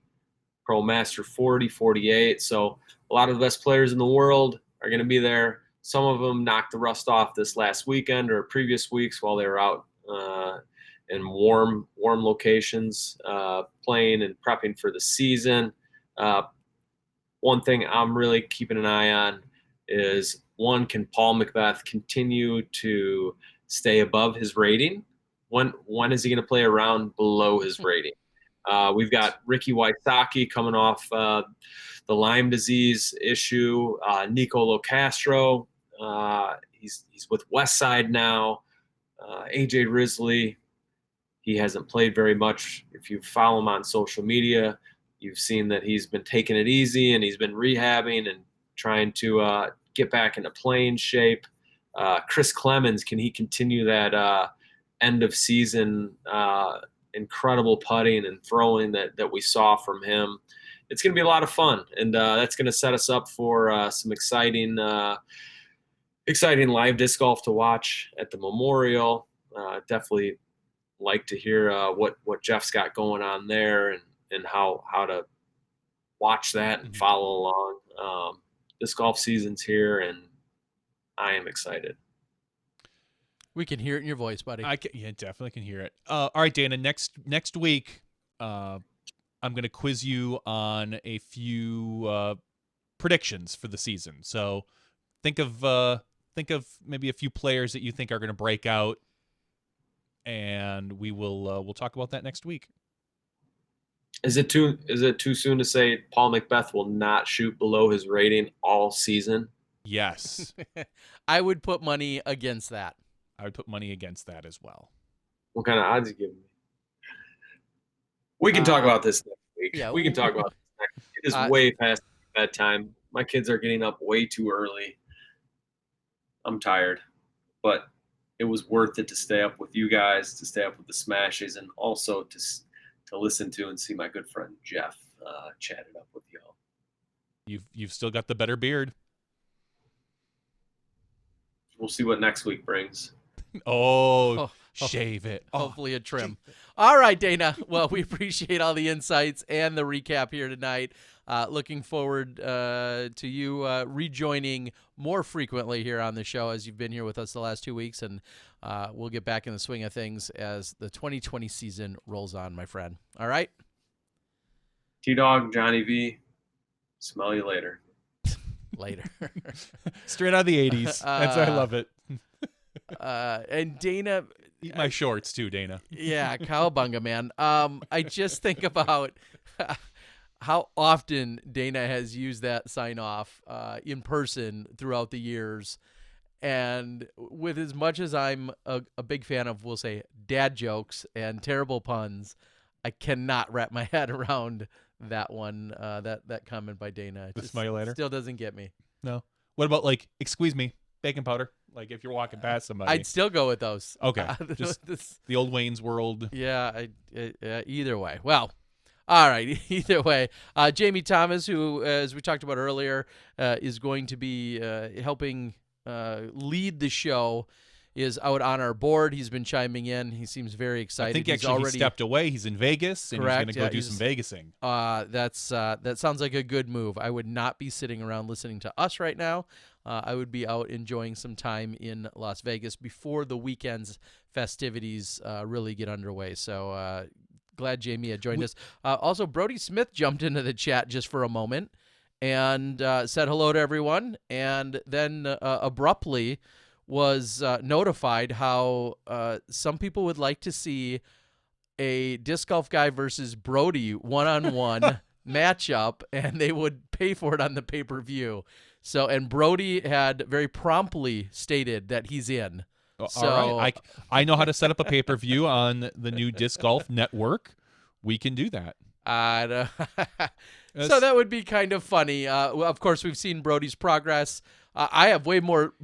I have way more to lose than he does by that. If, of course, by him. I don't know. Because I had jokingly earlier, someone said, "Is Terry, with your weekend, are you better than Brody?" And I, of course, jokingly said, "Oh, I'd totally smash Brody if it's soon, because he's getting better. He's going to get better quick. I bet you right now. I think it depends on the course. It very much because depends Brody on the course. Clearly has a much larger arm than you for drives, Mm-hmm. but I believe that your putting game is probably still a little bit better than his. I don't know about that. I've seen I've seen him do some really like 10 putts from 30 feet in a row. I don't do that. I know. I still time think for practice though. I still think overall you might have him, but not for long the way he's going. Yeah, and I'll give Brody this: he has played more disc golf in the last 2 months than I've played in the last 2 years. Yeah, probably. Maybe that's a testament to his hustle and my lack of play. He's been out there playing a ton. He's clearly improving. I haven't had a chance to consume all the videos. I know there's a lot of content coming out from Simon's channel, from Brody's channel, from Hannah and Paul. I have not consumed really any of it. I've been so busy working on the stuff that I have to get out and get published. But get on it that, sounds bro. like they're playing a lot of golf these days, and that's really great to see. So I don't know. It just might have to happen one way or another. Again, I can set up the pay-per-view. It's simple. I know how to do it. Speaking of pay-per-view, I got notified by the PDGA that we were in some talks to cover Texas States. There was an initial communication back and forth, and unfortunately that doesn't appear like it's going to work out this year. Not in a live perspective. Not in a live perspective. Clarify. Yes. It will still be covered. That's the first national tour on the stop. It's going to be covered post-production. Smashbox went to the PDGA and made an offer to do some pay-per-view for that, and the PDGA decided to just they wanted to hedge their bets a little bit, and they're going to hold off on the pay-per-view for Texas State. So we will still get a chance to see that awesome course on pay-per-view, just not going to be able to do it for live. Or I'm sorry, not pay-per-view, post-production. Thank you. Post-production. Yeah. I was trying to I meant to say, we're still going to get to see it for post-production, but we will not be able to see it live. All right. Other news, I feel like we saw a little bit on the sponsorship front. One that jumps to mind right off the top of my head, Peter McBride moving to MVP Discs. So congratulations to Peter. He's been picked up by MVP. That's exciting for them. And that's been obviously one of the conversation pieces from the MVP fan base is saying, we've seen Sarah Hokum added to the team. Of course, we've seen Sias on the team, Matt Dollar on the team, Elaine King on the team. And then from there, where else are we seeing some really recognizable household names? And they've been building that team slowly but surely, and it's been building up, and obviously all great individuals. And then Peter this year no longer rejoining the team of Dynamic Disc, but now finding a new home at MVP. So that we'll be excited. What I'm excited to see is what Peter's touring schedule looks like. We see that he doesn't necessarily grind every single weekend, and he's one of those guys that is enjoying that RV camper, go out and do like other things besides disc golf life. And I feel like that's kind of been his MO for the last few years. Of course, he's touring and playing, but not quite that every single weekend grind. And I don't know if this new sponsorship, what those obligations will or won't come with it, but to see him join the team, like we've also seen Jordan Castro, of course, join the team recently. I didn't want to leave him out. I know he's joined the team, and he's taking it slowly and surely to make sure that he's adjusted for all the new discs that he's now going to be throwing and competing with. So should be great to see, and of course we wished Team MVP and Peter McBride the best of luck. Was there another sponsorship announcement or two that I'm now spacing on? Maybe the not board that I can help remember. Out, if there was, but again, I've been a little bit out of the loop the past weekend. So saw that on social media, and like I alluded to a few moments ago, lots of content has been coming out of Simon Lizotte and his YouTube channel. Paul, Hannah have been releasing some videos. Brody Smith has been releasing a lot of videos. So there's stuff going on, and then I know some of our post-production companies are also ramping up, as we've seen a few videos hit the scene since last week. I wasn't even going to segue into my own, but yeah, since last week I have been releasing the Asia Open footage, and it's been very well received because, of course, a lot of people wanting to know more and see for themselves about Jackie Chen. And I feel like he hasn't disappointed the masses. People are like, okay, yeah, this guy's legit. They see how smooth he is. They see his composure. They see that he's got both backhands and forehands. He's got circle 1. He's got circle 2. There's really no hiccup or flaw in his game other than what everyone wishes for at that level is just more consistency. I mean, he missed a few putts that you wouldn't think he necessarily would, maybe in the future, but clearly just an all-star to be reckoned with. And I think I also saw someone heading up a potential GoFundMe to get him to come play in the States. Now, we'll see, what kind of legs that has, and if that's something that he's going to be able to for sure move forward with. But if so, we may see some more Jackie Chen here in the future in person in the U.S. And, of course, that would be awesome. So good stuff out there. Can he throw a roller as asked? I did not see none of the holes are capable of throwing a roller. I did see him throw a very effective forehand, which I know you could see on my coverage.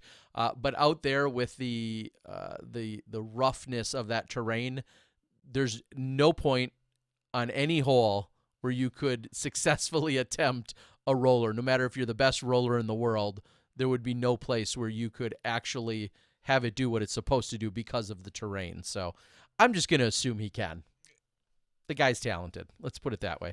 I mean, you don't get 1040 overnight. Well, okay, maybe you do. He does. maybe he does, but he's that good for sure. And yes, he is just 22, as noted. I know I mentioned earlier that I reached out to Jessica Weiss. Soon we'll also be catching up with Sarah Hokum, not necessarily tonight. Sarah, your Samui Swine champion, and it didn't work out that I think she was out seeing some elephants and other things when we were there for our final day in Thailand. But it will be great to catch up with Sarah. Sarah is one of the individuals, like we see from Paige Pierce, not taking in, Vegas. And I think that has a little bit to do with, we'll say kind of a pacing of yourself and the fact that it's not necessarily tied to a tour. There's not the points to be earned at that event from a national tour or a pro tour perspective And so although the event has sold out and we're excited for a great show, I think that definitely weighed in on a few people. And we'll see in future years if that's something that weighs in on them or not. So, but Sarah not going to be at that, which is too bad just because we have such a heavily stacked FPO field. Sarah's one of those contenders, but she will not be competing in Vegas this weekend. Anything else that you saw out on the internets there, Johnny? Nope. Okay. Do we have anything else we need to cover? Nope. All right, then. Sounds great. We're going to call it. We're going to call this here. It's 10:50 local time. We will have an after show. Who knows what we'll talk about? Maybe something exciting. Probably not. And it may or may not be disc golf related. So for Jeff Spring of the Disc Golf Pro Tour and the Disc Golf Network, go check that out. Also for Dynamite Dana Vici, along with Johnny V and myself, Terry Miller, the Disc Golf Guy. This has been Smashbox Podcast episode 285. We'll see you in the after show. You step inside the Smashbox.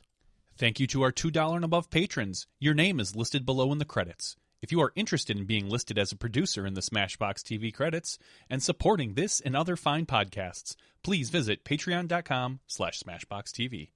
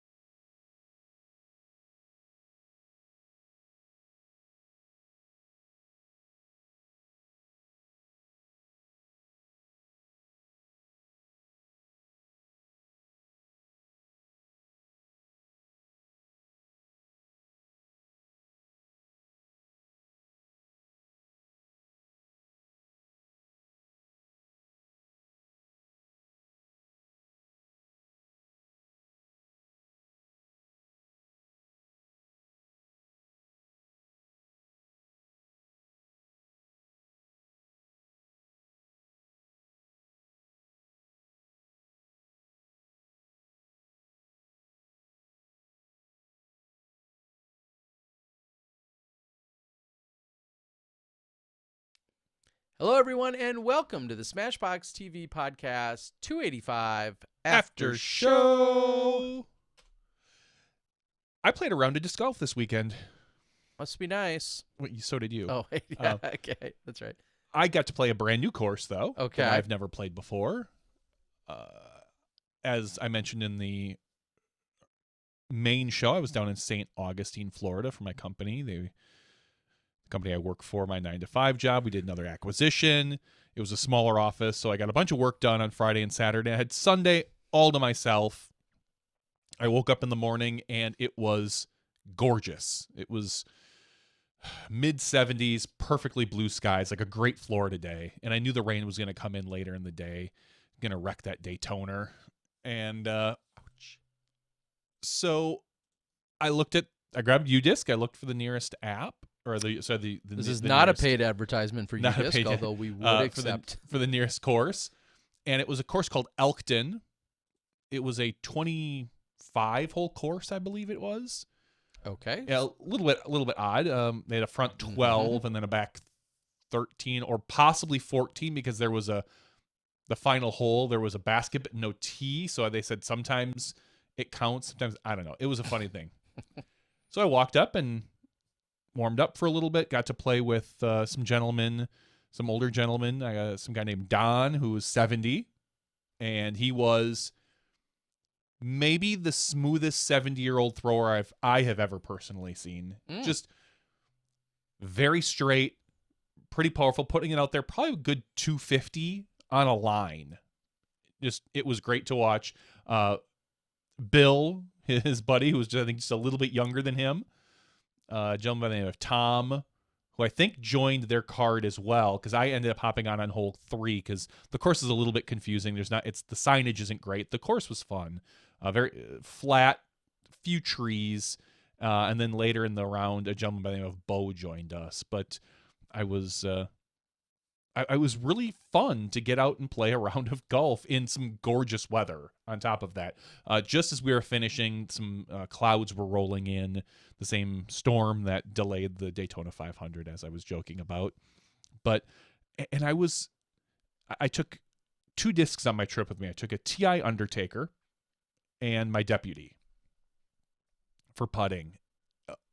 I can't love the TI Undertaker anymore. Really? It throws so well. And I throw it with just a touch of hyzer, almost as hard as I can, and it just stands up perfectly straight. And it goes for 350 feet. And then it just kind of fades out. How hard is the fade? It's not hard. Like yeah, I really enjoyed the round. I was shooting really well at one point. They've got this signature hole they call the lighthouse hole, very similar to Manitowoc, except this one is taller. It's about, I can't reach over the top of the basket. So what happens is it lands in the basket, and one side of the basket has actually some of the weldings broke, so you can pull it out, but it also can fall through a hole into the lighthouse where then you pull it out of the lighthouse. Very cool. And at one point, some guy, I got 3 birdies in a row. I was like, oh, that's nice. Some guy, Tom, stopped me and goes, oh, wow, 3 birdies in a row. You're lighting it up. What are you sitting at right now? And I'm like, I don't know. We're on hole 20. I'm like, I don't know, a couple under. And I look, I'm at like 5 under par. I'm like, oh, not bad. And everyone's like, oh, way to go, way to go. And sure enough, the next 2 holes, double bogey, triple bogey. No, 2 single bogeys. First available. These guys are working you. And then the 3rd hole right after that, I park it. It hits a root next to the basket, gets up and rolls 40 feet to the right. I threw some, this Tom guy did let me borrow a DGA mid-range, which could be the flippiest mid-range I maybe have ever thrown in my life. At one point, I was throwing it almost 90 degrees, and it was just stand up and go perfectly straight. I can't remember what it was. It was like a sparkle, but it was... Squall? It wasn't the squall. I can't remember what it was. Maybe I'll have to look it up because I know if I heard it. But it was definitely extremely flippy. And he looks at me and he goes, whoa, I never seen that disc do that. And I was like, well, you're also like in your mid-60s and you throw not quite as hard as I do, but without the snap and the power. Although Tom did have a pretty good round going. So I just a shout out to those guys for letting me hop on and join and play with them. They were a lot of fun, and I got to meet some locals and showed me around the course. And I realized that I could still throw pretty good sometimes, driving wise. So pretty far. I have to then wonder, because now that I get fully immersed, of course, in doing coverage, particularly post-production, almost all the time when we're live, it is now at a quote-unquote traditional 18-hole course, but there's a lot of events that don't adhere to just 18 holes, and call me snobby or a lot of other things. I want 18 holes. I'm with you. For a tournament, I want 18 holes. I like additional holes at courses, but when it comes to, I don't care if you have 19 holes, 22 holes, 26 holes, 47 holes, none of it bothers me. But if I'm going to there to play a tournament, I kind of want to play 18 holes. Yeah, and it's funny I say that, because then I turn around and I think, wow, I was just in covering the Samui Swine again this year, and they have an 11-hole course which you play twice. I'll admit those 22 holes in that round don't play like 18, or play maybe even less than a typical 18, because they're relatively short. And maybe I get I'm totally biased because I feel like that whole place is just somewhat magical, but just generally speaking, it's kind of weird. It makes coverage weird. It makes groups weird. When you have a 20-hole course or a 25-hole round, it just can make things sometimes a little bit weird. And I'm not picking on It sounds like I am too. I'm not picking a Maricopa, but I did also cover Maricopa. Now, they played 2 rounds of 27 on Saturday, 27 on Sunday. They're getting in 54 holes of golf. Like, at least there, the math works out, and it makes some sense to me when it's a 27-hole course. Clearly, we've seen 24-hole courses. There's a lot of different things out there. But when it comes to a 27-hole course, I'll say, again, very selfishly from a media perspective, I wonder, do I split at 13 and 14? Is that the front half and the back half? I don't think anyone really wants 3 9s to consume a 27-hole round. You're breaking away from our normal patterns, and then it's always going to confuse or upset someone. And so I'm not going to call that a rant, but it's something to consider when you're thinking about it. And the other thing that I really do appreciate, and I would love to see as an official standard now moving forward, again, this one's not quite as selfish. Let's stick to foursomes. I think for your biggest events, your A tiers, your NTs, Pro Tours, and Majors, I'm good with foursomes. Your local B tiers, your C tiers, whatever, I'm good with fivesomes there, because I feel like those events are meant to help. They're less showcase events and more regional events to bring in players and support the sport and this and that. So I have less of an issue with fivesomes and those type of events. And let me be very clear. I've run hundreds of tournaments, and plenty of them at one point have had fivesomes. I don't think I ever want to do it again. Just as a tournament director, but also I just feel like the flow and the naturalness of the rounds and the event overall, I don't know. And again, maybe I guess that deciding factor will come down to coverage. I feel like if you're watching 5 people on a covered event in terms of post-production or live, but usually post-production, it just kind of messes with your flow because we're so used to 4, and things seem to drag on that much longer, even if everyone's shooting well. And then I understand it because sometimes you may have, that 5th person happens to be the world champ, and it's like, well, yeah, but we'd really love that world champ to be on this card and to have the coverage, or it's the local superstar that you want to make sure gets some coverage. There's no right or wrong answer, and I can complain either here on a podcast or in my own vacuum, but one way or another, I just want to put it out there that I think for standardization, for what seems to make the most sense, and for consistency, 18 holes, 4 players a hole. I'm good with that. Something I'd love to strive for. I'm good with that. And I don't think I'm wildly bucking any system by saying those things either. I'm not asking for major reform here. I just think if you can work as an event toward that standard, I think there's something to be said for it. I'm okay with it setting that as a standard. All right, Johnny V approves. This is one of Johnny V's additional platform topics. So, no, what are you running for again? Comptroller. Okay. Which is where I just sit and troll people on the internet. I would be so good at that. I know. Oh my gosh, that'd be great. Seriously, I wish I've said this years ago. I wish I could get pages to do that. I will say, to negate or reverse that, I do personally want to say that there's been an outpouring of support and friendly and respectable comments and answers and suggestions and likes and everything on the Asia Open coverage that I've recently put out. And I just want to say thank you. You guys have really, not only did you receive that well, but it seemed like everyone genuinely enjoyed what was there. And there's always a slight hesitation. I ended up doing solo commentary on that. And I know I've talked about this, and I just posted it the other day. There's a whole thread on Reddit about your solo commentary. Yeah, and that's fine. Did you see it? I think so. Oh. Was it good? The good one? It was a meme. Oh yeah, that one was more recent. No, yeah. I let me finish my thought of that. Sorry. There's a timeliness issue to it. And I know I've kind of harped on this for a few years, that we really have a crossroad. I personally have a crossroad for coverage in that I can get it out much quicker if either it's me and one other person or just me doing commentary.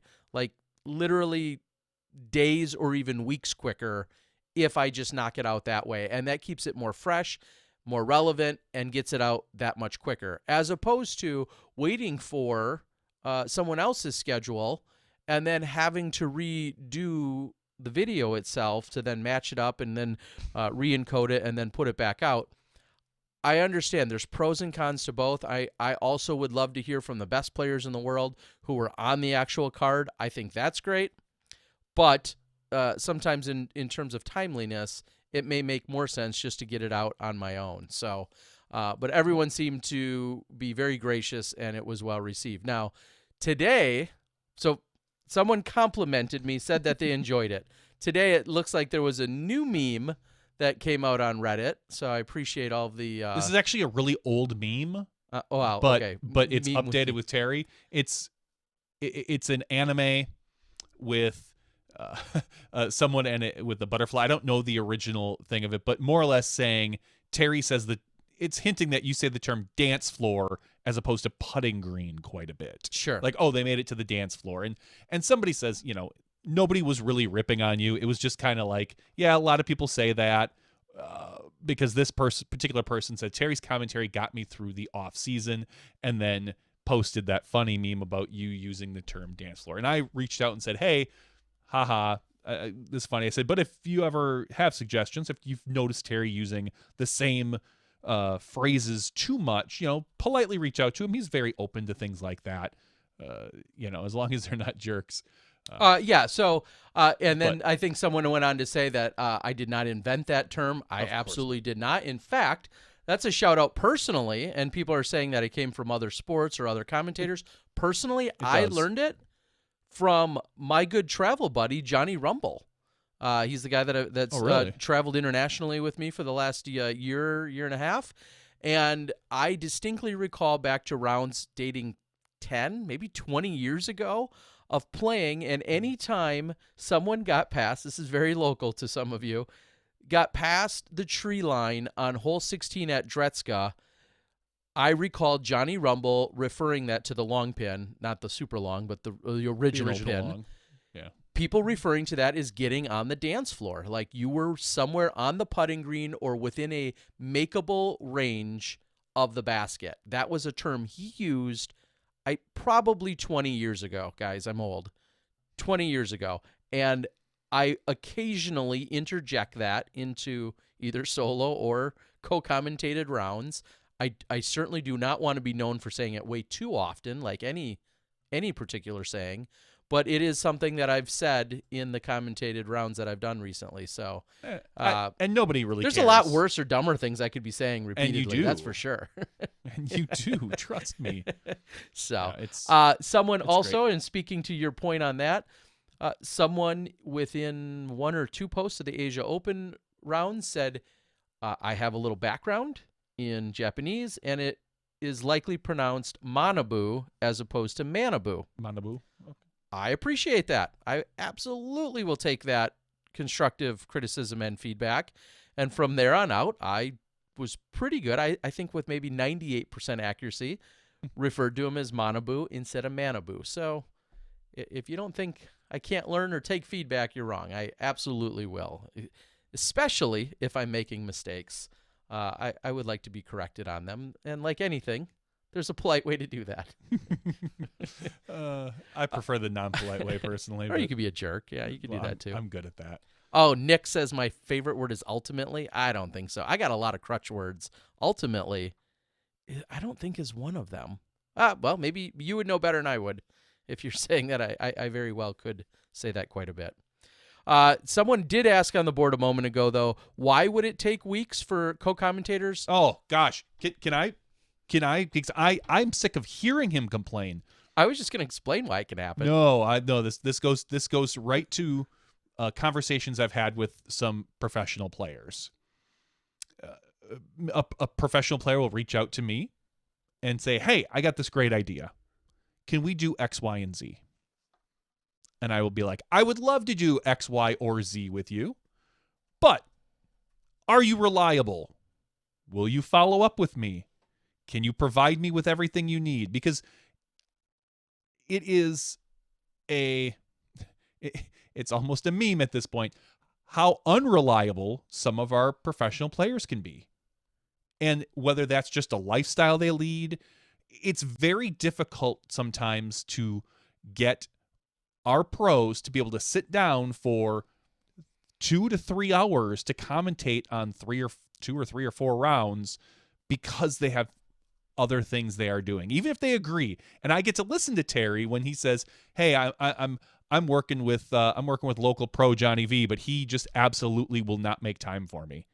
Like he keeps saying he's going to make time, but then he puts it off, and then he just doesn't call back, and then we schedule it, but then I never call, or I forget, or oh my gosh, my computer's broken, and sorry, can't do it this week, have to do it or next my internet's week. bad today. It just in general, I know it sounds surprising, but a lot of our pros are unreliable that way. Some of them are very good. I'm not going to name any names, but some of them are extremely unreliable, and I get to hear about it from Terry, and rightfully so, and I don't mind. I only get to complain to a few insiders. Johnny V's one of them. And I don't mind because I get a chuckle out of it most of the time, but that is why it can take weeks. Just it is usually on the pro side of the equation. Now let me always, I will also clarify, it's not necessarily just a reliability issue. It can be purely a scheduling connection issue too. Partially, if I'm doing it with them, or if they're doing it with someone else, well, this person's available, but this person's traveling, or this person's getting on a plane, and they think they have an hour to do it, but it's going to take an hour and a half.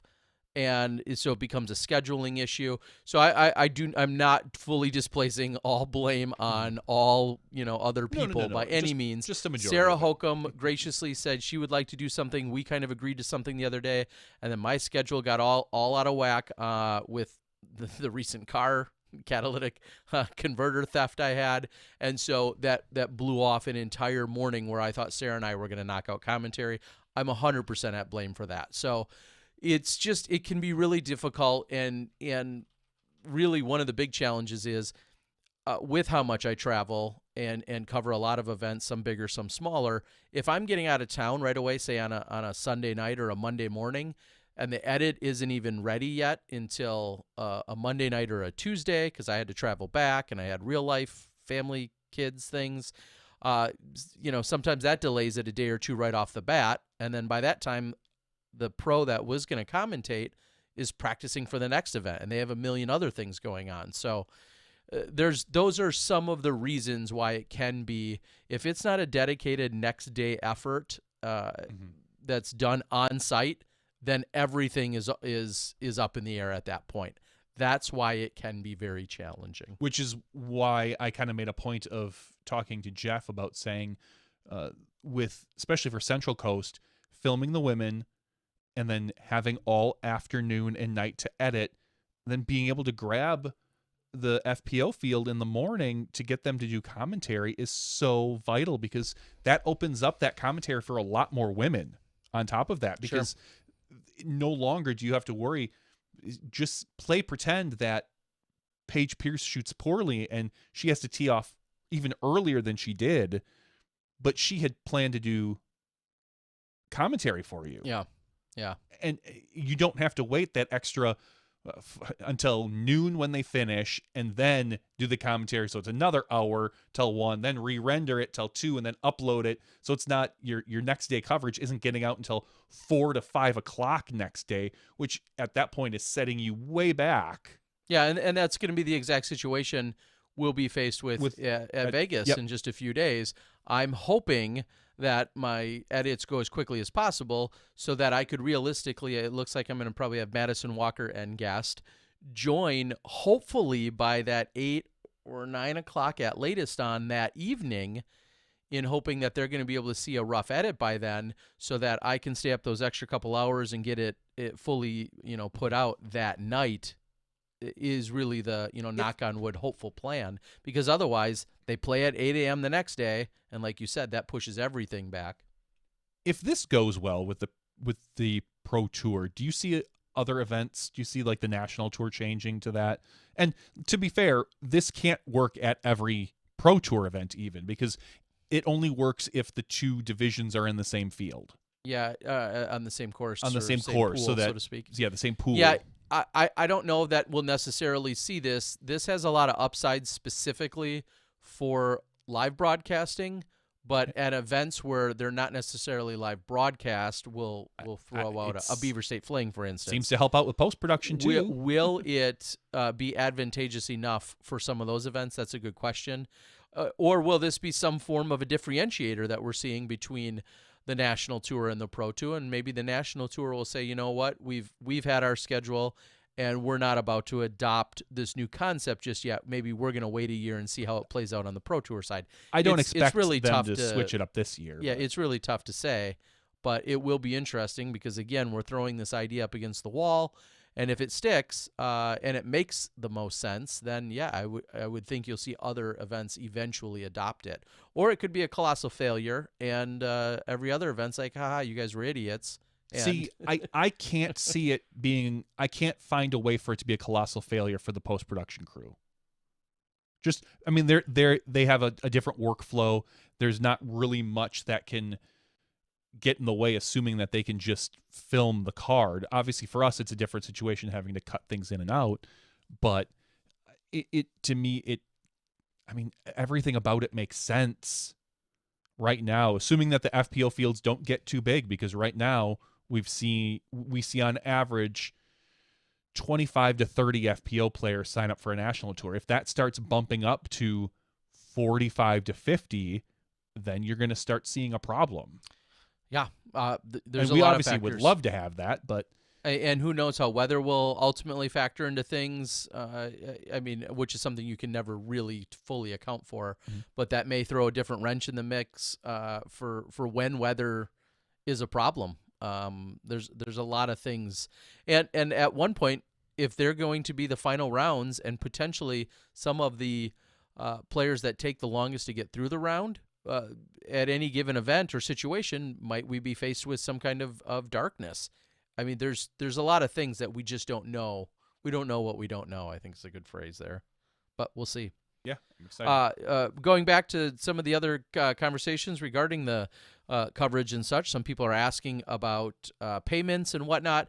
That still continues to be I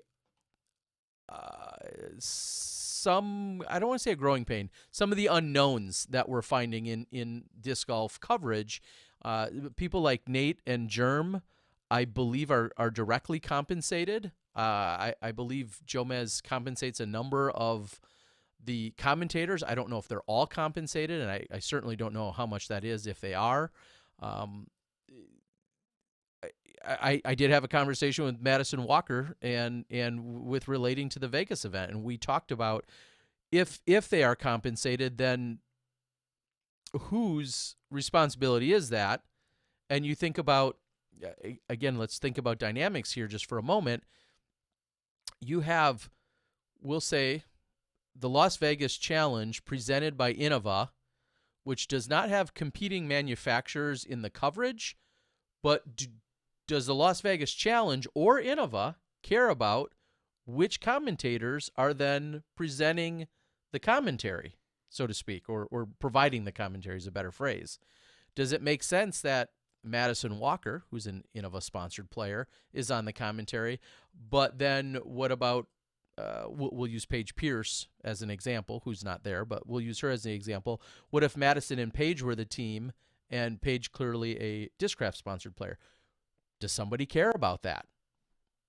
Somebody somewhere does. I guess that's rhetorical. Somebody does. Does Innova? Maybe, maybe not. Does Discraft? Maybe, maybe not. Do other players, so on and so forth. And then also I think you have to think the conversation Madison and I had where I think commentators that step in and provide that time, I love the idea, of course, of them getting compensated, but I also feel like there is some kind of a training or a learning curve that should take place, because I don't think you've never done commentary and then you just step into the booth, you instantly getting paid. If someone like, we'll say, an Owen Scoggins who's never done it, let's say she were available and paired up with Madison Walker, who has a pretty good history of it. Should that compensation be the same? Should it be is it a standard amount that people are going to have to pay? could you? I mean, a lot of people already reach out to the sponsors for providing payment for you particularly to cover. Is there something that the sponsors can provide their players, a bonus to the players to do that, to say, hey, if you can do commentary, we'll give you $50 or $100 or whatever that magic number is per round, because that becomes an issue of who pays that then and how much is it. It becomes it's awkward in general, because anytime you're talking about compensation. Anytime you talk about compensation, because you're right. You know, maybe somebody is in more demand than somebody else. You know, would a Nate Sexton come with a larger price tag than an AJ Risley?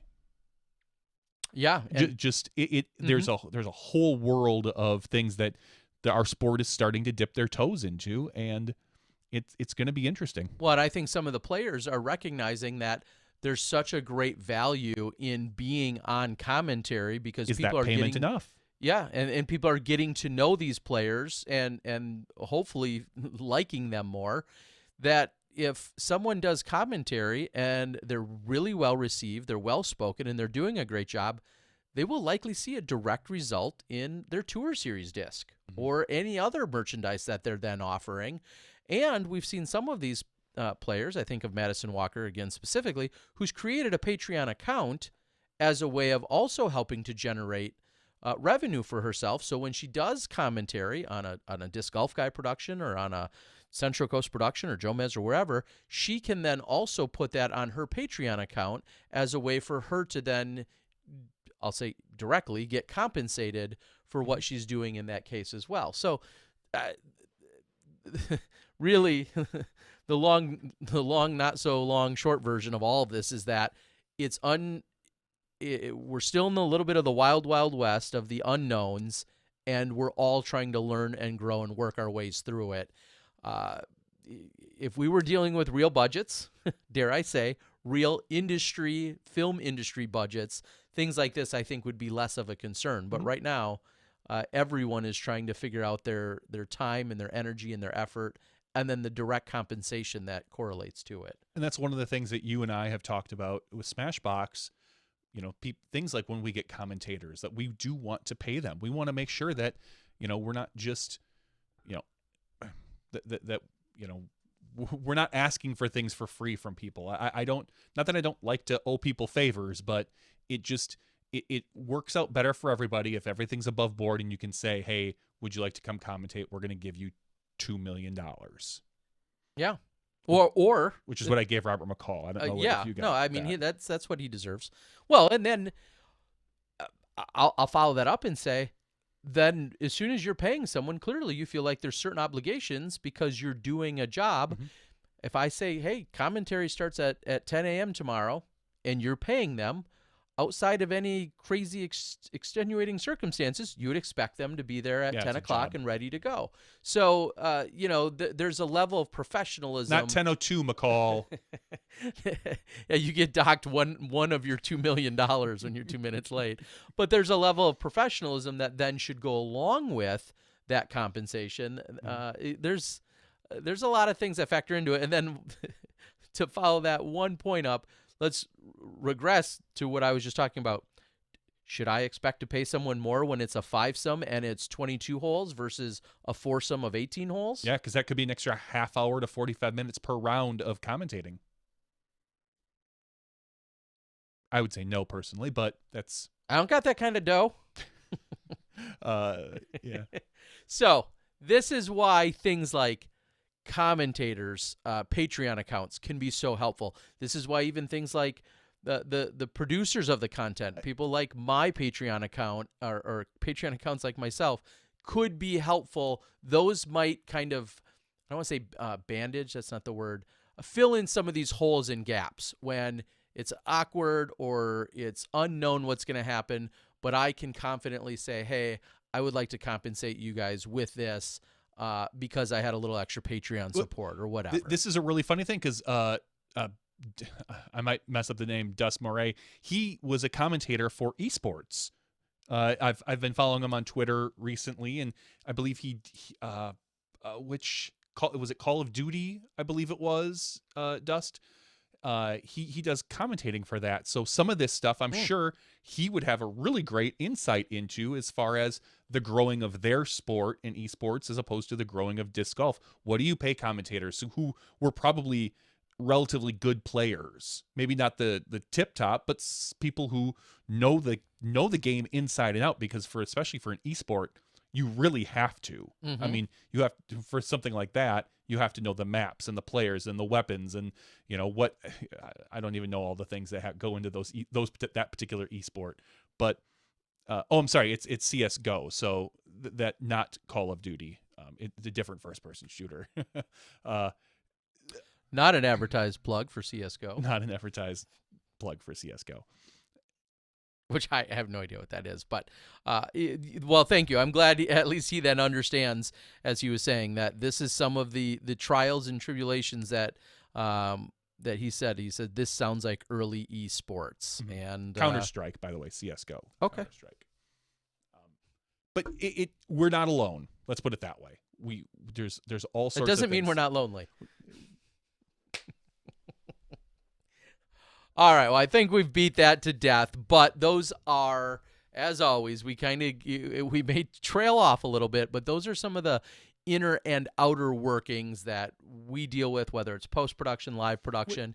And live production comes with some of these conversation pieces as well, because we've tested out various live, and I hate to even use the word test, but we've had the experience with various live commentators, Nate and Val being two of our most steady ones from last year, but Paul and Marty and Robert and Dixon, myself and various people, Jamie Thomas this upcoming year, working through teams and people and chemistry and availability and biology. All of those things are all parts that go into honing the products. As a post-production, what I think should be standard, and we've seen Jomez kind of do this as well, but the end of probably every round, just like a 1 minute video for your commentator, just to plug their stuff. Hi. I'm Madison Walker. This is my Tour Series disc. If you enjoy my commentary, please go out and support me by buying this disc. Thank you very much. Or if 30 seconds, whatever. And Madison's partner, if they're both there together, if you do it separately, I think that would be a good, even if it's somebody who's brand new to the commentating booth and you're not paying them, I think that is a fairly decent compensation for somebody to start out with. And now if they pick it up and gain more momentum, you can look at other stuff. Well, coming out, I'm sorry, is that Dust Moret? I'm not sure what the Moret part was. On Twitter, he's just Dust. Okay. So. He says, honestly, it just has to progress. It starts with viewership and production value and growth of amount of content, then sponsors get interested, then it starts to form. Well, eyeballs equal interest, which equals dollars. I would be interested in, for someone like Dust, if he could, how those skills transition from CS:GO over to like disc golf. Someone who has had experience in the commentating game, if they could transition over to a disc golf with the way we do it. And I'd be curious, just in general, to have him sit in the booth one day and just be like, wow, you guys, that's so backwards how you guys do things. Or if you're like, wow, this is much more interesting, or this is way different than how we did it, with this semi-professional league. Just, I'm always curious about the behind the scenes. League of Legends did that a couple of years ago. They had a huge behind the scenes series about their production stuff, and I dug that heavily because I do this heavily. So. Yeah, he says, "Oh, I would be awful at."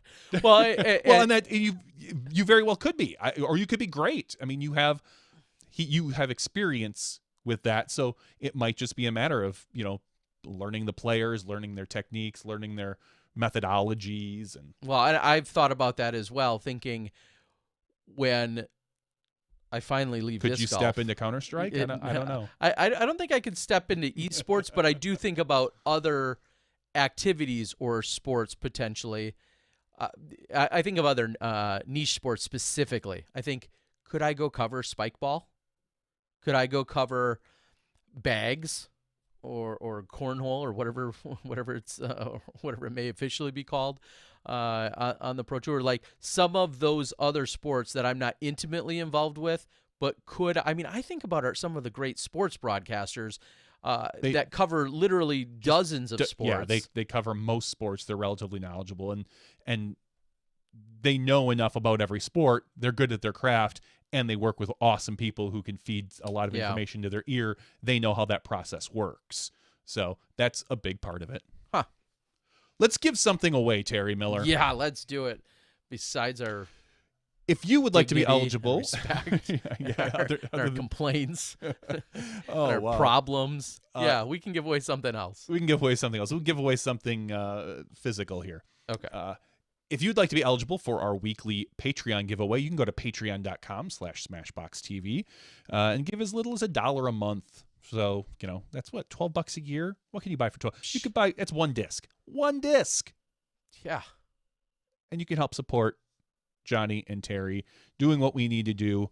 And maybe even a little bit of Gary later this year. I've been talking to Gary about some Pro Tour stuff, so we'll see. But that all goes into our wonderful fund where we use that to buy equipment and travel expenses and all that great stuff. So patreon.com/SmashBoxxTV. We currently have 203 people eligible for our Patreon giveaway. If you would like to be eligible, you can, like I said, sign up for Patreon or go to our weekly giveaways on our website. That's smashbox.tv/weekly giveaway. Weekly giveaways. I don't remember what I set it up as, but it's out there, so you can sign up. Terry, I need a number between 1 and 3. That's all I'm going to give you, because if I give you any more, I don't trust you. I feel like I always say 2, though. 2 is the most common one that I use, and that's just, yeah. All right, 3. All right. I think if you said between 1 and 3, I'd have to say 2. If I said between 1 and 3, you would have to say 2. That's how that works. Are we talking about integers? Oh, maybe not. Our first number is 83. Our second number is 74. Our third and winning number is 198. Holy cow. How did you sort our... By email address. All right. 198 is Mike Cullerton. Congratulations, Mike Cullerton. You are the winner this week of the Patreon giveaway. Mike has won stuff. It's been a while. It's been a while since Mike's won. But I know Mike has definitely won in the past. So, Mike, your Patreon action just keeps giving and giving and giving. Congratulations to Mike. You can be eligible to win over and over and over like Mike if you sign up at patreon.com/SmashBoxxTV. And you know what I think we're going to do next week? No. Guess what? This guy right here? What? I've got access to the entire back end of the Disc Golf Network. Oh my gosh, let's just open it up and give it all away for free. I think we're going to give away 1 subscription next week. I'm not going to run that by Jeff because he's probably not watching. Let's give away 5 years worth. No, I think I'm going to give away 1 subscription and not tell him. I think we should just make up our own promo code. Oh. And then give them away every week.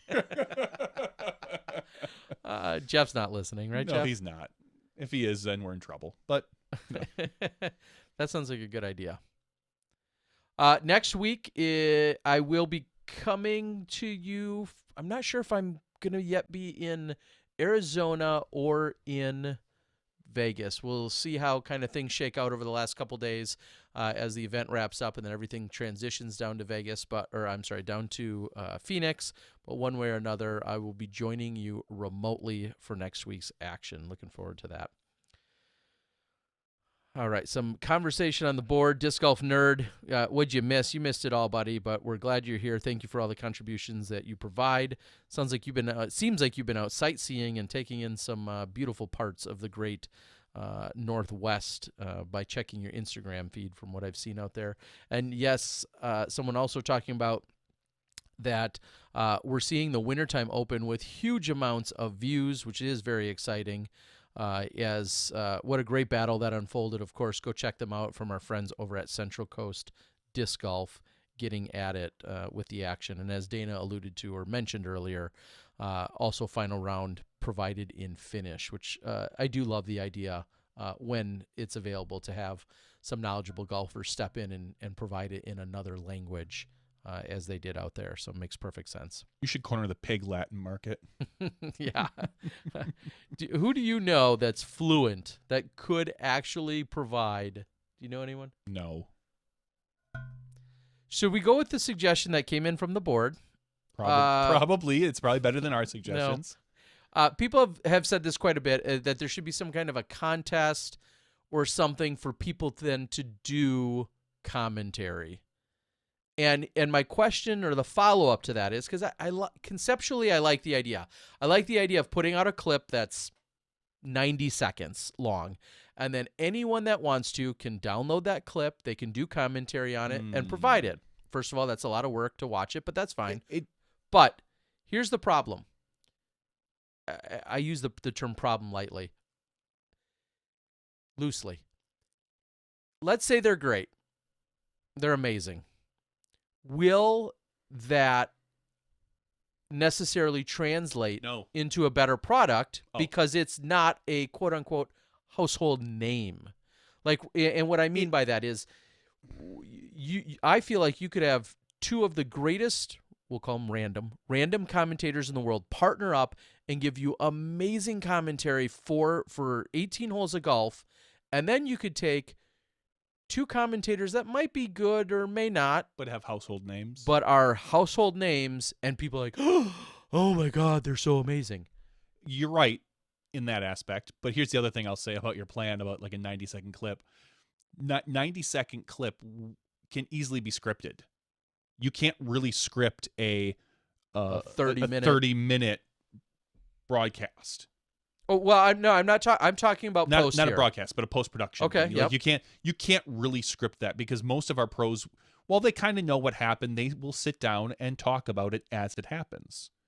Mm-hmm. A 90-second clip, I could probably script and easily make the best 90 seconds and ever. make the best 90 seconds out of it. Now, let's just play pretend that we did find two people that were really, really good. I think they would catch on. If they are really that good and they have great chemistry, they will eventually shine through. People will get over the fact that it's not a big name person. If we just said, I'm just use Dust as an example just because he's on the board. If we brought Dust in and said, hey, you're going to do some post-production. You've got 30 minutes. Let's talk about this front nine. He knows all the players. He knows all the shots. He's talking about all the discs. Oh, look at Jeremy Coling. He's threw that one 78 miles an hour out of his hand with his Thunderbird. He's going to put it 6 feet from the pin. Whatever the best commentary is, I think people will see that and shine through. There's always going to be the shine of, oh, hey, look, we have Michael Jordan in the booth. Yeah. There will always be that, and you're never going to get over that. But if you could find some no-name, no offense, but unknown, no name, unknown, whatever, some people who have little to no experience and they're good, I think the community would see that. It would be a good experiment, and again, we're still in these early stages of everyone finding their space, finding where they work best and with whom they work, and it's just unfortunate that I feel like there's so much emphasis just put on the pro, and Dust out on the board is saying he's basically agreeing with what I was saying. He said, yep, pros will always have the keyword credibility. No one can beat that, no matter how technically sound they are as a broadcaster. And I understand that. I do. We've seen pros in other sports suck. Yeah, that's kind of my point. Is there's unfortunately wasn't it Jason Witten that was horrible on Monday Night Football or not very good, or as opposed to Tony Romo who stepped in and was phenomenal? It just because you're a pro and you could be extremely knowledgeable doesn't mean you can spit it out. Yes, and in our sport we've seen it too. Yes. I mean, I would prefer to pick on other sports, but just look at on Monday Night Football, was it Booger McFarland, who people just love to make fun of. The guy seems very knowledgeable, but his presentation is not the best. I'll say that. It's not the best. But I believe a very good lead and a pretty good pro is probably your best combination because you have the best of both worlds there.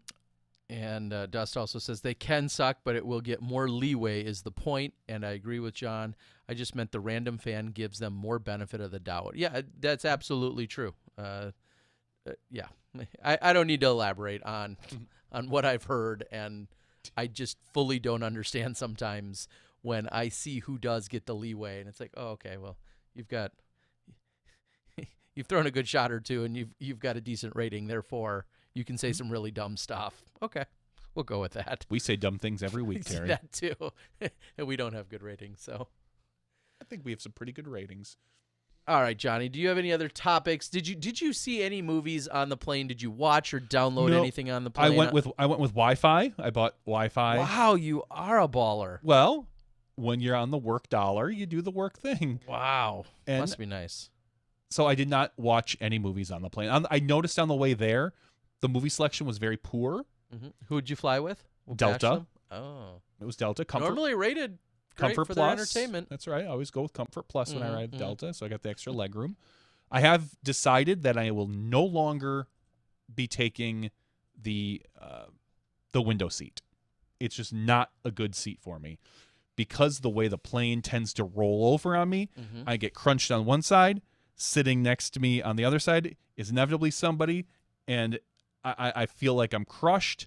So I voluntarily switched my seat, which didn't cost me any money on Delta, to a center seat yesterday when there were more seats available, and I had a very pleasurable ride back. It was just, I had both armrests. It wasn't too crowded. On the way to Atlanta from Milwaukee, I sat next to someone who did not smell very good.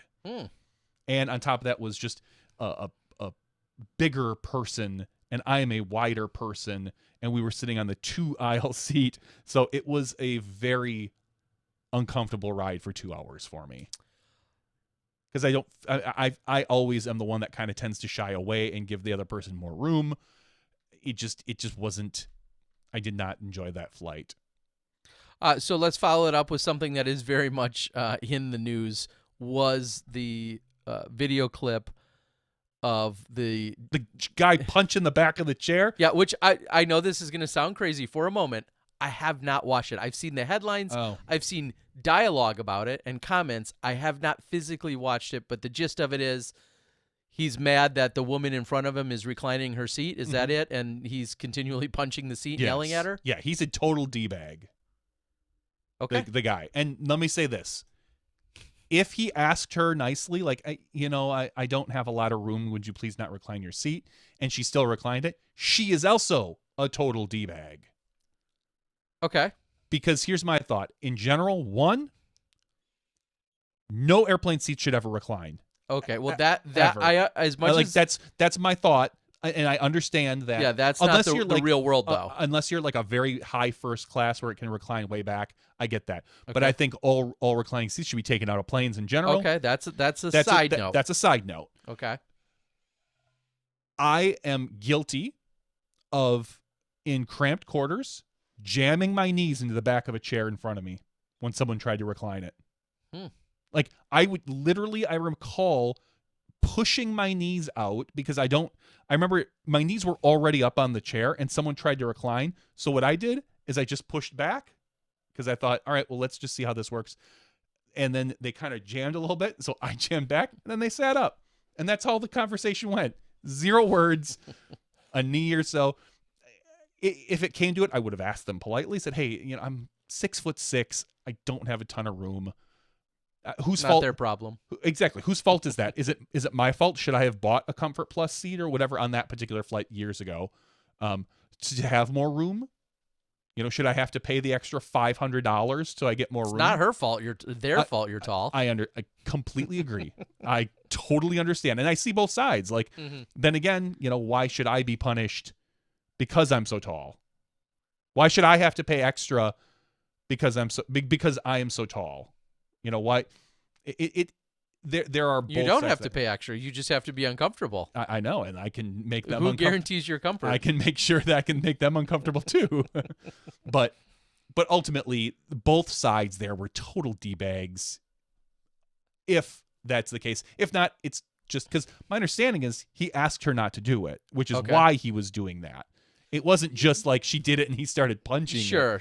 There was a general so he could politely ask, and she could, within her own rights, politely say, thanks, but no thanks. I would still like to recline my seat. And then what he should have done is probably gone to the stewardess and asked either for a seat change or asked the stewardess to ask her not to do it and see where that went. It should have never come down to punching the chair. Yeah, that but now I want to go out and watch it more now that we've talked about it. It was just like a casual, like constant on the back of the like, chair. Like not hard, but just enough to shake her constantly. It was just a jerk move. Yeah, that's and I have a little bit of respect for that. Like that is, if you are that big of a jerk, there's a little bit of respect earned. Like that is because he knew she was filming. Like she had her camera out to the side so he could see it. And I'm like, that takes dedication. Most people would probably pull back when they see that they're going to be filmed. Yeah. But he kept on. He persevered, and he just kept punching. Just kept punching her seat seat in front of him. I of course, one solution is that they do not allow any reclining. That's not practical right now in this day and age. I feel like if the seat is eligible to recline, I think here's what I think. There, even if they can recline, you should not be allowed to unless there's nobody behind you. Like that could be an airport thing. It says, hey, or an airplane thing that says, please don't recline your seat if there's a person behind you. Because ultimately the airplanes are getting tighter, they're getting smaller, they're trying to fit more people in. And just say, please look behind you. If there's no one behind you, feel free to recline your seat. If there's a person behind you, the staff requests that you not recline your seat. I just that's fine. I disagree with most of that. Why? Because I feel like. So you think if just because it's there, I should be able to do this? Yes. This is okay. Wait, I mean, I'm just saying, Terry. This is fine. I mean, I don't know why you're having a problem with this. I'm allowed to do this. No, you're. That's what you're doing. When you recline your seat into somebody, you can also recline your own seat, which then gives you those 2 or 3 inches. No, you it just doesn't. Missed. It doesn't move my knees. But all it does is move your waist and up. Congratulations. Again, my knees aren't your your knees aren't my problem. They will be when I'm completely jabbing them into your back the whole ride. That's why me personally, I understand you're tall and I understand the challenge that comes with that. Yeah. That's not my fault. I understand, and guess what? It's not my fault when I completely jab my knees into your back then. Well, I feel like it's such a D-bag move. I understand, but if they don't comply, then every time that I recline my seat in an aircraft, and I thought about this today, every time that I do recline my seat, I will press the button and I will look behind me as if that's I don't want to say my warning shot, but that's my glance, and then I very slowly recline it because I know personally my computer, this computer screen right here, if I have it in just the wrong position and the person in front of me all of a sudden just jams their seat back very, very quickly, it could potentially crush a screen or it could pinch something. Yeah. I understand that. So when I kind of glance back, that's my polite way of saying, hey, I am about to recline my seat and I will do it in a very, very slow motion. That's how I always handle it. I've never once had someone say to me, hey, can you push your seat up or have any problem with it? I've never had a problem with it. And if somebody in front of me reclines their seat, I'm not mad. The seat reclines. You also have a full function of that seat that was clearly intended. My car can go 110 miles an hour. Okay. That doesn't mean I can. That's because it's against the law. It is not against the law. That's why I'm saying. It should be against the flight policy. Just because it can be done doesn't mean it should be. I don't mind the option of it being there, because if there is nobody behind you, then you say, oh, lucky me. Just like if there's nobody in the seat next to you, you can put your feet up there. Just because there's a person there, I can't put my feet there. How if I put my feet up on your seat like this and I'm sorry, sir. I'm sorry you're in this seat. This is where I'm sitting. That is there is an inherent spaced area that you have. And they are encroaching on my space when they recline. No, that is susceptible to where you can encroach because the seat is allowed to recline. I disagree. That's fine. You can be wrong again. So, guys, sound off as to whether or not. Basically, I feel like there are two camps here. There's the Johnny V. I'm a dick camp of I can. No, you're saying you can do whatever you want because no. I'm not saying I can do whatever I want. That's what you're saying. I'm the saying option's that, there, so you can do it. No, I am simply stating that there is an assumed area that can be used and utilized. Just like the person in front of me can recline into mine, I can recline into the person or to that space behind because that area is assumed where reclining is allowed. It would be different if I said, hey, give me that Allen wrench. I'm going to unhinge my seat so I can recline it all the way back so I'm in your lap. Clearly, you can't be modifying the seat. But if the seat allows you to recline that extra 3 inches, that's an assumed space on the plane that everyone knows about. It's not assumed that I can just take my feet and then set them on your lap in your seat. I understand that. That's not practical. I know, but that's not practical or assumed. Okay, here's the other thing. If you are on the if you control the window, do you get to pick if you're in the window seat? You do. Open or close? Yeah, I don't care. I again would like to think that. Can I just sit and open it and shut it for like an hour? If you really want to. I mean, I was taking off today. The gentleman next to me, before we even took off, was sleeping. He was first reading a book and he fell asleep. So and it was bright, so I closed the window for him because he was sleeping.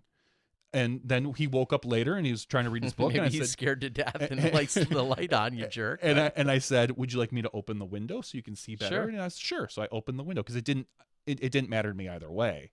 But like you can guess what? Here's a great example. My phone has a speaker. Can I just play music out loud? No. Why not? There's a specific rule. That's why there should be a specific rule about reclining your seat. There should be a specific rule that says you cannot recline your seat unless there is no one behind you. If you were in the back of the plane, you were the only person in the back 20 rows, and you wanted to put your phone on speakerphone and listen to music relatively I still don't quietly. think you should be doing it.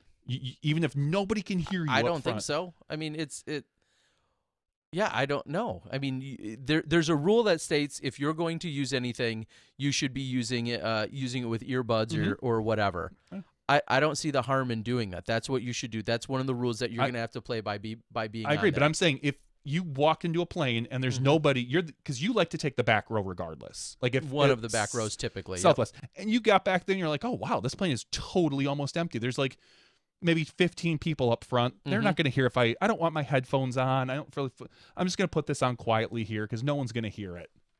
That's fine, even though it's against the rules. It's against the rules, Terry. If no one else could hear it, I personally would never do that. I know you would. For the sake of your example, if no one else could hear it, I wouldn't have a problem with it. You're breaking the rules. Okay. I'm just saying you want to follow all the rules, Terry. No, there's also no rules about taking your shoes and socks off. Correct. And people do it. I've already mentioned this. I find the woman it next funny. to me had her shoes off, yeah, socks and shoes off. Domestic flight, you're gonna go. We'll just say 3 hours. I think rarely. I fly. I think a lot. You fly a lot. Rarely will you see someone remove their shoes in most domestic flights. You will, but it's not that common. The second the doors close on an international flight, myself and dozens of people around you, shoes are off. I don't know why. I don't just mind because shoes. It's the length of the flight, but I don't think there's a rule. There's clearly not a rule one way or another because some international flights will provide you slippers, which is awesome. But it's just so funny to me that on a 2-hour domestic flight, people are like, "Oh, my shoes are good," but I'm on a 8-hour international flight. Oh yeah, those doors aren't even closed, and I got to get my shoes off. I just think it's a funny behavioral thing for people. It is. The woman next to me, she came onto the plane because we're coming from Atlanta to Milwaukee in sandals with no socks. She sits down, just slides her sandals off. She's sitting next to me with no foot covering. As we are about to deboard the plane, she's like, hold on, no, we're not even standing up yet. And she puts her socks on to put on a pair of shoes that she had in this backpack. She was coming from Mexico, actually, but laid over in Atlanta. So she flew the whole way without socks or without shoes socks on. or shoes on. Which, funny, like, I didn't notice until halfway through the flight. I was like, oh, she's not wearing, like, oh, because I saw her sandals there. And I'm like, well, I guess that kind of makes a little sense. You were already wearing sandals, so whatever. But you see these people on planes that will take their socks and shoes off and do things like put them up on the thing in front of them if they're in one of those front seats. It's a whole fun thing on Twitter you can go into. Sure. But I that's a social norm that I think is gross. I don't think you should be putting your feet up on the screen or on the wall in front of you. Or, I agree. In general, I prefer it if people keep their socks and shoes on. But I'm okay if you. The part that grosses me out the most is actually then when they get up and walk around. That's the part that grosses me out. And I think for their own health and safety, not even just for mine. I think for their health and safety, it's really disgusting. I know. And for me personally, I don't really care because I've done this. I think it's gross, even though I've done it, is to, I'll be sitting in my hotel room, my socks and shoes are off, and I'm like, oh, I want to walk to the ice machine or the vending machine, and I'll walk through the hallway with no socks or shoes on. In theory, it's just as gross. You have so many people walking maybe in and out even of there. grosser, really. Maybe. Hopefully the cleaning staff cleans the hallways and stuff, maybe more or less than they clean planes. But I think about that every time I do that. And I'm like, I don't have sandals or anything. Should I put socks and shoes on? I'm like, ugh, I don't want to do that. So I will walk out, which I think is different still than getting into an airplane and taking off your socks and shoes. I don't get that. I don't see people remove their socks often. I definitely see people remove their shoes often, but not their actual socks in a plane. Clearly it happens, but I do think that's a bit much. Now, Kurt, I'm on board with what Kurt has said, and it kind of goes along with what Johnny has said. If they tomorrow lock down every single seat, so reclining wasn't an option for anyone, we'll say ever, I would also be okay with that. Yeah. Because that would be uniform across the board, and I would have no problem with that. The little bit they do give you on domestic flights is negligible in the first place. Yeah, it's so little. I don't Clearly, understand. when you go international, there's a lot more room, and it can make it considerably more comfortable, in my opinion. Agreed. But if they got rid of it all, I also wouldn't be mad about that because I feel like it would at least be uniform across the board. See, and I think, like, I like that the chair has the option. I just don't think you should be allowed to use it. Is it any different, dare I ask, as Cody has said here, trains are great, high speed, which they are. Is it any different on Amtrak or any of the other train mechanisms that also recline? Do you have the same exact opinion then? Because almost all of those recline. I was just on one. I would have to see the situation. Are you encroaching on somebody that has to be sitting there like super tight? Like, there's generally like, there seems to be more room on a train. Generally. Yeah. So you're okay with it. Well, think about it. But what if you were 8 feet tall? Then I should be taking you into consideration? Yeah. I mean, okay. Think about this. Let's just say your train seat reclined back way far. Mm-hmm. How close can you get to that other person before you're encroaching their distance? Like, what is as far as they built it to recline? See, I disagree. Then I think you need to take that up with Big Train. I will take it up with Big Train and Big Plane. Big planes and big trains. You need to lobby against their reclining degrees. I can't wait until the next time you're sitting behind me in a car. I'm going to recline my seat right into your goddamn lap. I'm sitting behind you. I'm in the passenger front seat. You're behind me. Uh-huh. I am going to recline that right into your nuts. Just right straight back and be like, I'm sorry, Terry. The car lets me do it. And you're going to be stuck there and be like, oh, you're literally pushing down on my legs now, John. Cars are obviously a different situation. Why? Because you're not paying to drive it, to ride in it? I think that would be one of them. And I'm going to turn to you and be like, sorry, Terry. Okay, so the car lets me do it. So you will have to suffer as I crush you with my car seat. They let me do it, Terry. I can go back as far as I want. Because we know car seats, the front one can go almost vertical sometimes to sleep on the car. on it or whatever as a passenger. I'm just saying, Terry, that's where you're riding behind me next time. All right. Well, we'll see how that goes. Which is funny because I can't remember the last time we were in that situation. Usually you and I are just driving together somewhere. Yeah, and that's going to come to an end real quick, let me tell you. But no, I was on the high-speed train heading from Taipei City all the way down to Kaohsiung, and it was a high-speed rail. I'd love to ride a high-speed train. Lots of room on there, but the seats did recline to a certain degree as well there, and again, no problem with it, even though there is more room than what you'd find in a typical airplane ride. But plenty of, I liked it. Patrick says 2 things. They made the seats closer and America made itself bigger. That is certainly true. And I'll be the first to admit that whenever I get uncomfortable in a seat, I then start second-guessing my own weight and my own size, thinking, well, some of this is definitely preventable. Of course, I thought the same thing. Like when I sat down in one of the seats and the armrests were down and it hit both of my hips. And I thought, those are my hips. It's not even like my fat part of my waist. You have big hips? They make these things skinny, like to fit 3 wide. And I was like, wow, like it's just, I can't imagine how much smaller or more condensed we can get before it's just not worthwhile to fly or it's not pleasurable. Well, there are some videos and explanations out there that talk about where, and it's marginal, but some seats on a plane are slightly larger than others. I'm not just talking about different classes of seats. Correct. But the very back seat in the back corner might actually be a few inches smaller than a middle seat that's over the wing. And so go do yourself some research. Again, this may or may not only factor in depending on what airline you like to fly and whether it's assigned seating versus something like Southwest. And I was disappointed that my Delta flight had no USB ports, which it's been a while since I've been in a plane that had no power of any sort. I was like, wow, there's no.